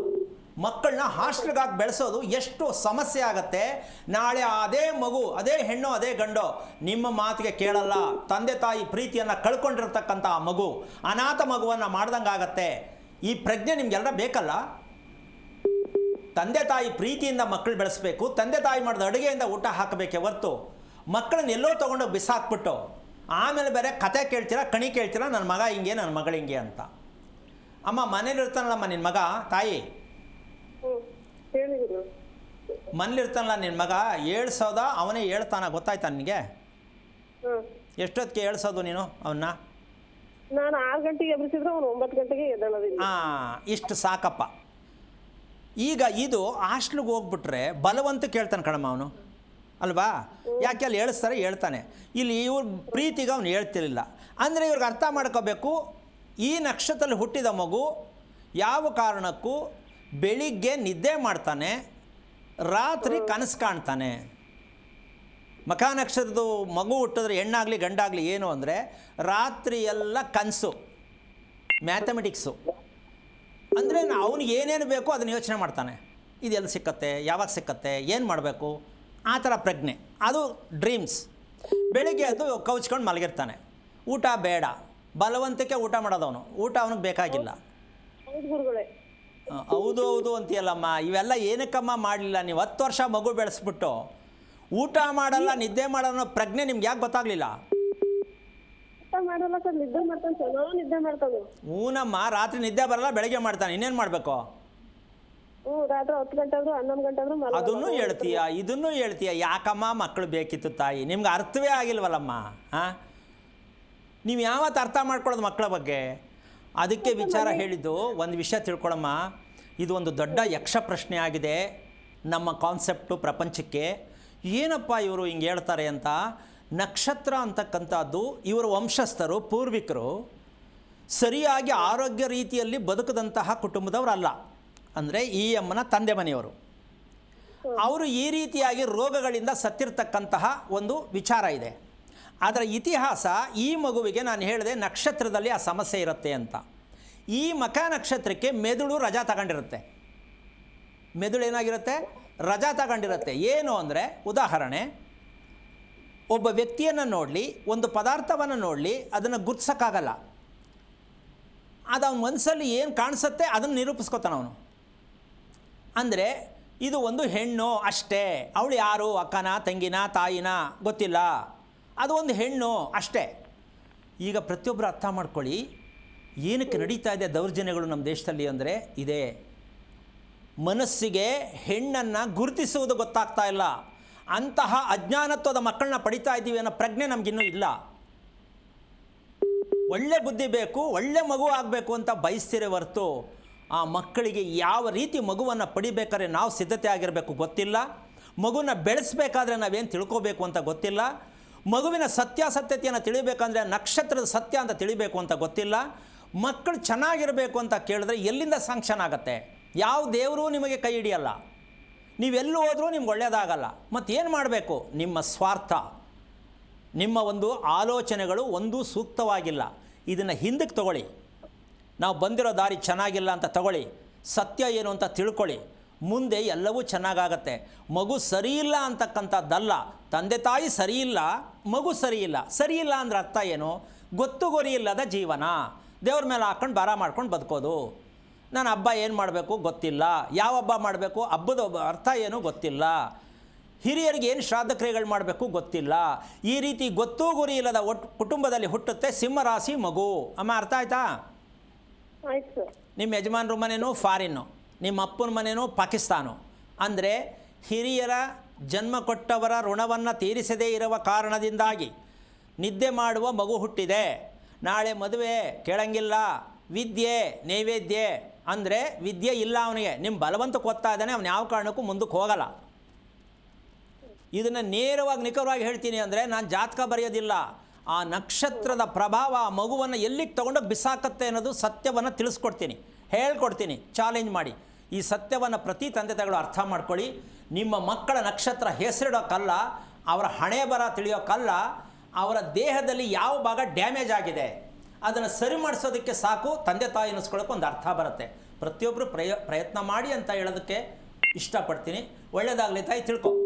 ಓಕೆ, ಧನ್ಯವಾದಗಳು ಕರೆ ಮಾಡಿದ್ದಕ್ಕಾಗಿ. ಗುರುಜಿ ತಿಳಿಸ್ಕೊಡ್ತಾ ಇದ್ರಿ ಗಂಡ ಹೆಂಡತಿಯ ಪಾತ್ರ ಅನ್ನೋದಕ್ಕಿಂತ ತಮ್ಮ ವೈಯಕ್ತಿಕ ಪಾತ್ರ ಅನ್ನೋದು ಎಷ್ಟು ಮುಖ್ಯವಾಗುತ್ತೆ ಅಂತ ಹೇಳಿ, ಜೊತೆಗೆ ನಕ್ಷತ್ರಗಳ ಪ್ರಭಾವವನ್ನು ಅರಿತುಕೊಳ್ಳೋದು ಹೇಗೆ ಅನ್ನುವಂಥ ವಿಚಾರವನ್ನು ತಿಳಿಸೋದು. ಈಗ ಈ ವಿಷಯ ಏನಪ್ಪ ಅಂತಂದರೆ, ನಾನು ಯಾರು ಅಂತ ತಿಳ್ಕೊಳ್ತಕ್ಕಂತಹ ವಿಚಾರ, ಅದಕ್ಕೆ ಅರ್ಥ ಹೊಸ ಮನುಷ್ಯನ ಆಗಬೇಕು. ನಾವು ಏನಾಗಬೇಕು? ಆಗಬೇಕಾ ಬೇಡವಾ? ಈ ಹೊಸ ಮನುಷ್ಯ ಆಗಬೇಕು ಅನ್ನೋ ಪ್ರಜ್ಞೆ ನಮ್ಮಲ್ಲಿ ಬರಬೇಕು. ಈ ಹೊಸ ಮನುಷ್ಯ ಅಂದರೆ ಯಾರು ಪ್ರಶ್ನೆ ಬರುತ್ತೆ. ಯಾವುದದು ಹೊಸದು ಅಂದರೆ ಹಿಂಗೆ ಮಗುನ ವಸ್ತು ಅಂತೀವಿ. ಆದರೆ ಒಂದು ತಿಳ್ಕೋಬೇಕು ನಾವು, ಹೊಸದು ಅಂತಕ್ಕಂತಹ ವಿಚಾರದಲ್ಲಿ ನಮ್ಮ ದೇಹದ ಧರ್ಮವನ್ನು ನಾವು ತಿಳಿಬೇಕಾ ಬೇಡವಾ? ಭಗವಂತ ರಚನೆ ಮಾಡಿ, ಭಗವಂತ ನಮ್ಮ ದೇಹವನ್ನು ರಚನೆ ಮಾಡಿರ್ತಕ್ಕಂಥದ್ದು ಭಗವಂತನ ಕೆಲಸ. ಅಲ್ಲಿ ಭಗವಂತನ ಪಾತ್ರ ಇದೆ. ದೇಹ ರಚನೆ ಭಗವಂತನದು, ಸೃಷ್ಟಿ ಭಗವಂತನದಲ್ಲ. ಇವರು ಗಂಡು ಹೆಣ್ಣು ಭಗವಂತನಾಗಿದ್ದರೆ ಆ ಸೃಷ್ಟಿ ಚೆನ್ನಾಗಿರುತ್ತೆ. ಇವರು ಭಗವಂತನಾಗಿಲ್ಲ. ಗಂಡು ಹೆಣ್ಣು ಭಗವಂತ ಆಗಬೇಕು ಮಗು ಮಾಡ್ಕೊಳ್ಳೋಕ್ಕೆ ಅಂತ ಗೊತ್ತಿಲ್ಲ. ಗೊತ್ತಿದೆಯೇನಮ್ಮ? ಮಗು ಆಗಬೇಕು, ವರ್ಷ ತುಂಬಿದ್ರಳು ಒಂದು ಮಗು ಆಗಿಬಿಟ್ರೆ ನೋಡಪ್ಪ, ತೊಟ್ಲು ಕಟ್ಬಿಟ್ರೆ ನೋಡಪ್ಪ ಅಂತಲೇ ಆಶೀರ್ವಾದ ಮಾಡುವಂಥ ಮಹಾನೀಯ ಗಂಡು ದೊಡ್ಡವರು. ಒಂದು ತೊಟ್ಲು ಕಟ್ಬಿಡವ ವರ್ಷಕ್ಕೆ ಮುಂಚೆ ಇವ್ರು ಜನಗಳ ಹತ್ರ ಹೇಳ್ಕೊಂಬಿಡ್ಬೇಕು, ಮಗಳ ಮದುವೆ ಮಾಡಿದೆ ಒಂದು ಮಗು ಆಯ್ತಪ್ಪ, ಮುಗೀತು ಅಂತಾರೆ. ಸರಿನಾ? ಮದುವೆ ಮುಗಿಯಲ್ವೋ ಮೂರ್ಖತನದ ಮಾತದು. ಪ್ರಾರಂಭ, ಸಮಸ್ಯೆಗಳ ಪ್ರಾರಂಭ. ಮದುವೆ ಆದರೆ ಮುಗೀತಂತೆ. ಸುಮಾರು ಜನ ಈ ರೀತಿ ತಪ್ಪು ಮಾತಾಡ್ತಾರೆ. ಮಗಳು ಮದುವೆ ಮಾಡಿಬಿಟ್ರೆ ಆಗೋಯ್ತು, ಆಗೋಗಲಿಲ್ಲ, ಶುರು ಪಿಕ್ಚರು. ಯಾಕೆ ಅಂತಂದರೆ ನಾವು ಹೊಸತನವನ್ನು, ಹೊಸ ಮನುಷ್ಯರಾಗಿ ಬಾಳುವುದು ನಮಗೆ ಗೊತ್ತೇ ಇಲ್ಲ. ಅಂದರೆ ನಮ್ಮ ದೇಹದ ಧರ್ಮ ತಿಳ್ಕೊಳ್ಳೋದು ಅಂದರೆ, ನಮ್ಮ ತಂದೆ ತಾಯಿಗಳು ಈ ಮಗು ಅಂತಕ್ಕಂಥದ್ದು ಒಂದು ದೇಹವನ್ನು ಹೊತ್ಕೊಂಡು ಬಂದಿದೆ ಈ ಪ್ರಪಂಚಕ್ಕೆ. ಅದಕ್ಕೋಸ್ಕರವಾಗಿ ಮೊದಲನೇ ಪ್ರವೇಶ ಭೂಮಿಗೆ ಮಗು ತಲೆ ಮೊದಲು ಪ್ರವೇಶ ಆಗತ್ತೆ, ನಂತರ ಕಾಲು ಬರೋದು. ಇದನ್ನು ತಿಳ್ಕೋಬೇಕು ನಾವು. ಯಾಕೆ ತಲೆ ಬರುತ್ತೆ ಅಂದರೆ, ಈ ಭೂಮಿಗೂ ನಮ್ಮ ತಲೆಗೂ ನಿಕಟವಾದ ಸಂಪರ್ಕ ಇದೆ. ಇದನ್ನು ಬಂದು ತಿಳ್ಕೋಬೇಕು ನಾವು ವಾಸ ಮಾಡುವ ಭೂಮಿ ಮತ್ತು ನಾವು ಹುಟ್ಟಿರ್ತಕ್ಕಂತಹ ಈ ತಲೆ ಅನ್ನೋದು ಭಗವಂತ ಏನು ನಮಗೆ ಕೊಟ್ಟಿದ್ದಾನೆ ರಚನೆ ಮಾಡಿ, ಈ ಭೂಮಿಗೂ ಇದಕ್ಕೂ ಸಂಬಂಧ ಇದೆ ಅಂತ ಯಾವಾಗ ತಿಳ್ಕೊಂಡಾಗ ಇದು ದೇಹದ ಧರ್ಮ. ಮನಸ್ಸಿನ ಆಲೋಚನೆಗಳು ಯಾಕೆ ಬರಬೇಕು? ಮನಸ್ಸು ಸದಾ ಯಾವಾಗಲೂ ಪ್ರಜ್ಞಾಸ್ಥಿತಿಯಲ್ಲೇ ಇರಬೇಕು. ಅಂದರೆ ಖುಷಿಯಾಗಿ ಆಯಾ ಟೈಮ್ಗೆ ಆ ಕೆಲಸಗಳನ್ನ ಆಟೋಮೆಟಿಕಾಗಿ ನಡೀತಾ ಇರಬೇಕು, ಮಾಡ್ತಾ ಇರಬೇಕು. ಆವಾಗ ಹೊಸತನವಾಗಿ ನಮಗೆ ಆಲೋಚನೆಗಳು ಬರುತ್ತೆ. ಹೌದಾ?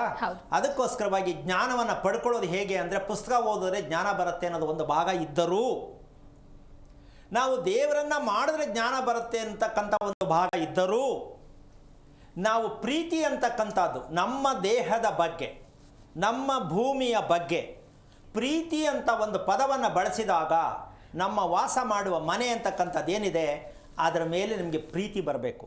ಅಂಥ ಮನೆಯನ್ನು ನಾವು ನಿರ್ಮಾಣ ಮಾಡಿದಾಗ ಇದು ಆ ಜನ್ಮದಲ್ಲೇ ಕ್ಲೋಸ್ ಆಗತ್ತೆ, ಇನ್ನೊಂದು ಜನ್ಮಕ್ಕೆ ಬರಲ್ಲ. ಪ್ರೀತಿಯನ್ನು ಬರಮಾಡ್ಕೊಳ್ಳುವಂಥ ಮನೆಯನ್ನು ಕಟ್ಟಬೇಕು ಅಂತ ನಮಗೆ ಪ್ರಜ್ಞಾಸ್ಥಿತಿ ಗೊತ್ತಿಲ್ಲ. ಬರೀ ಹೆಣ್ಣು ಗಂಡು ಪ್ರೀತಿ ಮಾಡೋದೇ ಪ್ರೀತಿ ಅಲ್ಲ, ಪ್ರತಿ ಪದಾರ್ಥದಲ್ಲೂ ಪ್ರೀತಿ ಇರಬೇಕು. ಏನಮ್ಮ? ಪ್ರತಿಯೊಬ್ಬರಲ್ಲೂ ಪ್ರೀತಿ ಬರಬೇಕು, ಗಂಡು ಹೆಣ್ಣಲ್ಲಿ ಪ್ರೀತಿ ಇರಬೇಕು ಅನ್ನೋದು ಮಾತ್ರ ಗೊತ್ತು ನಮಗೆ. ಕೆಲಸದಲ್ಲೂ ಪ್ರೀತಿ ಇರಬೇಕು. ಇದನ್ನೇ ಭಗವಂತ ಕೇಳೋದು. ನನ್ನನ್ನು ಪ್ರೀತಿಸಿ ಗೌರವಿಸು ಸಾಕು, ನನ್ನನ್ನು ಪೂಜಿಸಲು ಏನು ಪ್ರಯತ್ನ ಮಾಡಬೇಡ ಅಂತ ಭಗವಂತ ಹೇಳಿದ್ದಾನೆ. ಆದರೆ ನಾವು ಪ್ರೀತಿಸೋದು ಬಿಟ್ಟು ಪೂಜೆ ಮಾಡೋದು, ಮಂತ್ರ ಹೇಳೋದು, ಅರ್ಕೆ ಕಟ್ಕೊಳ್ಳೋದು ಕಲ್ತಿದ್ದೀವಿ. ಯಾರ ತಪ್ಪು ನೀವೇ ಡಿಸೈಡ್ ಮಾಡಿ. ಯಾವುದೇ ಆಗಲಿ ನಿಮ್ಮದೇ ಆದ ರೀತಿಯಲ್ಲಿ ಇನ್ನೊಬ್ಬರು ಹೇಳೋದನ್ನು ಕೇಳುವುದಕ್ಕಿಂತ ನೀವು ತಿಳಿಯುವುದಕ್ಕೆ ಪ್ರಯತ್ನ ಪಟ್ಟಾಗ ಈ ಕಾರ್ಯಕ್ರಮದ ಮೂಲ ಉದ್ದೇಶ ನೀವು ಪ್ರಜ್ಞಾವಂತರಾಗಬೇಕು, ಜ್ಞಾನವಂತರಾಗಬೇಕು, ಖುಷಿಯಾಗಿ ಜೀವನ ನಡೆಸಬೇಕು. ಅಂದರೆ ಕಾರ್ಯಕ್ರಮದಲ್ಲಿ ಅರ್ಥ ಮಾಡಿಕೊಂಡು ತಿಳ್ಕೊಳ್ಳೋಕೆ ಪ್ರಯತ್ನ ಮಾಡಿ ಹೇಳ್ಕೊಡೋಣ. ಆವಾಗಲೇ ಹೇಳಿದೆ ನಾನು, ಮಾರ್ಕೆಟಿಂಗ್ ಗುರುಗಳ ಹತ್ರ ಹೋಗೋ ಅಭ್ಯಾಸ ಬಿಟ್ಟು ಜ್ಞಾನ ಮಾರ್ಗವನ್ನು ತೋರಿಸ್ತಕ್ಕಂತಹ ಗುರುಗಳ ಹತ್ರ ಸ್ವಲ್ಪ ಆದಷ್ಟು ಮಟ್ಟಕ್ಕೆ ಪರಿಣಿತಿಯನ್ನು ಹೊಂದಿ ನಿಮ್ಮೆಲ್ಲ ಆಯಸ್ಸು ಆರೋಗ್ಯ ಅನ್ನೋದಕ್ಕಿಂತ ಹೆಚ್ಚಾಗಿ ನೆಮ್ಮದಿ ಸಿಗಲಿ ಅಂತ ಹೇಳ್ತಾ ಕಾರ್ಯಕ್ರಮ ಮುಗಿಸ್ತಾ ಇದ್ದೀನಿ. ಜೈ ಶ್ರೀರಾಮ್. ಸರಿ ಗುರೂಜಿ, ಸಾಕಷ್ಟು ವಿಚಾರಗಳ ಕುರಿತಂತೆ ನಮ್ಮ ವೀಕ್ಷಕರಿಗಾಗಿ ತಿಳಿಸ್ಕೊಟ್ಟಿದ್ದೀರಾ. ಧನ್ಯವಾದಗಳು ಗುರೂಜಿ ಕಾರ್ಯಕ್ರಮಕ್ಕೆ ಆಗಮಿಸಿದ್ದಕ್ಕಾಗಿ. ನೋಡಿದ್ರಲ್ವ ವೀಕ್ಷಕರೇ, ಸಂಸಾರ ಎನ್ನುವಂತಹ ಸುಂದರ ಪಯಣದಲ್ಲಿ ಹೊಸತನವನ್ನು ನಾವು ಆಯ್ದುಕೊಂಡು ಮುನ್ನುಗ್ಗಿ ಸರಿಯಾದ ರೀತಿಯಲ್ಲಿ ಮನೆಯನ್ನು ಕಟ್ಟಿಕೊಂಡಾಗ ಬದುಕು ಸಾರ್ಥಕವಾಗುತ್ತೆ. ಇದೇ ನಿಜವಾದ ಸಂಸಾರದ ಸತ್ವ ಅನ್ನೋದನ್ನು ಗುರೂಜಿ ಬಹಳ ಅರ್ಥಪೂರ್ಣವಾಗಿ ತಿಳಿಸ್ಕೊಟ್ಟಿದ್ದಾರೆ. ಇದಾಗಿತ್ತು ಈ ಹೊತ್ತಿನ ವಿಶೇಷ. ನೋಡ್ತಾ ಇರಿ ಜಿ ಕನ್ನಡ ನ್ಯೂಸ್, ಸತ್ಯವೇ ಸುದ್ದಿಯ ಜೀವಾಳ. ಹೆಚ್ಚಿನ ಮಾಹಿತಿಗಾಗಿ ಸಂಪರ್ಕಿಸಿ ಶ್ರೀಮಾನ್ ಶ್ರೀ ಪುರುಷೋತ್ತಮ್ ದೇಶಿ ಗುರೂಜಿ, ಶ್ರೀ ಧರ್ಮ ಮಾರ್ಗ ಕಚೇರಿ, ನಂಬರ್ 532, ಮಲಥಳ್ಳಿ ಮುಖ್ಯ ರಸ್ತೆ, ಬೆಂಗಳೂರು 560056. ಸಂಪರ್ಕಿಸಿ 9148639933, 8618915231, 91082588834.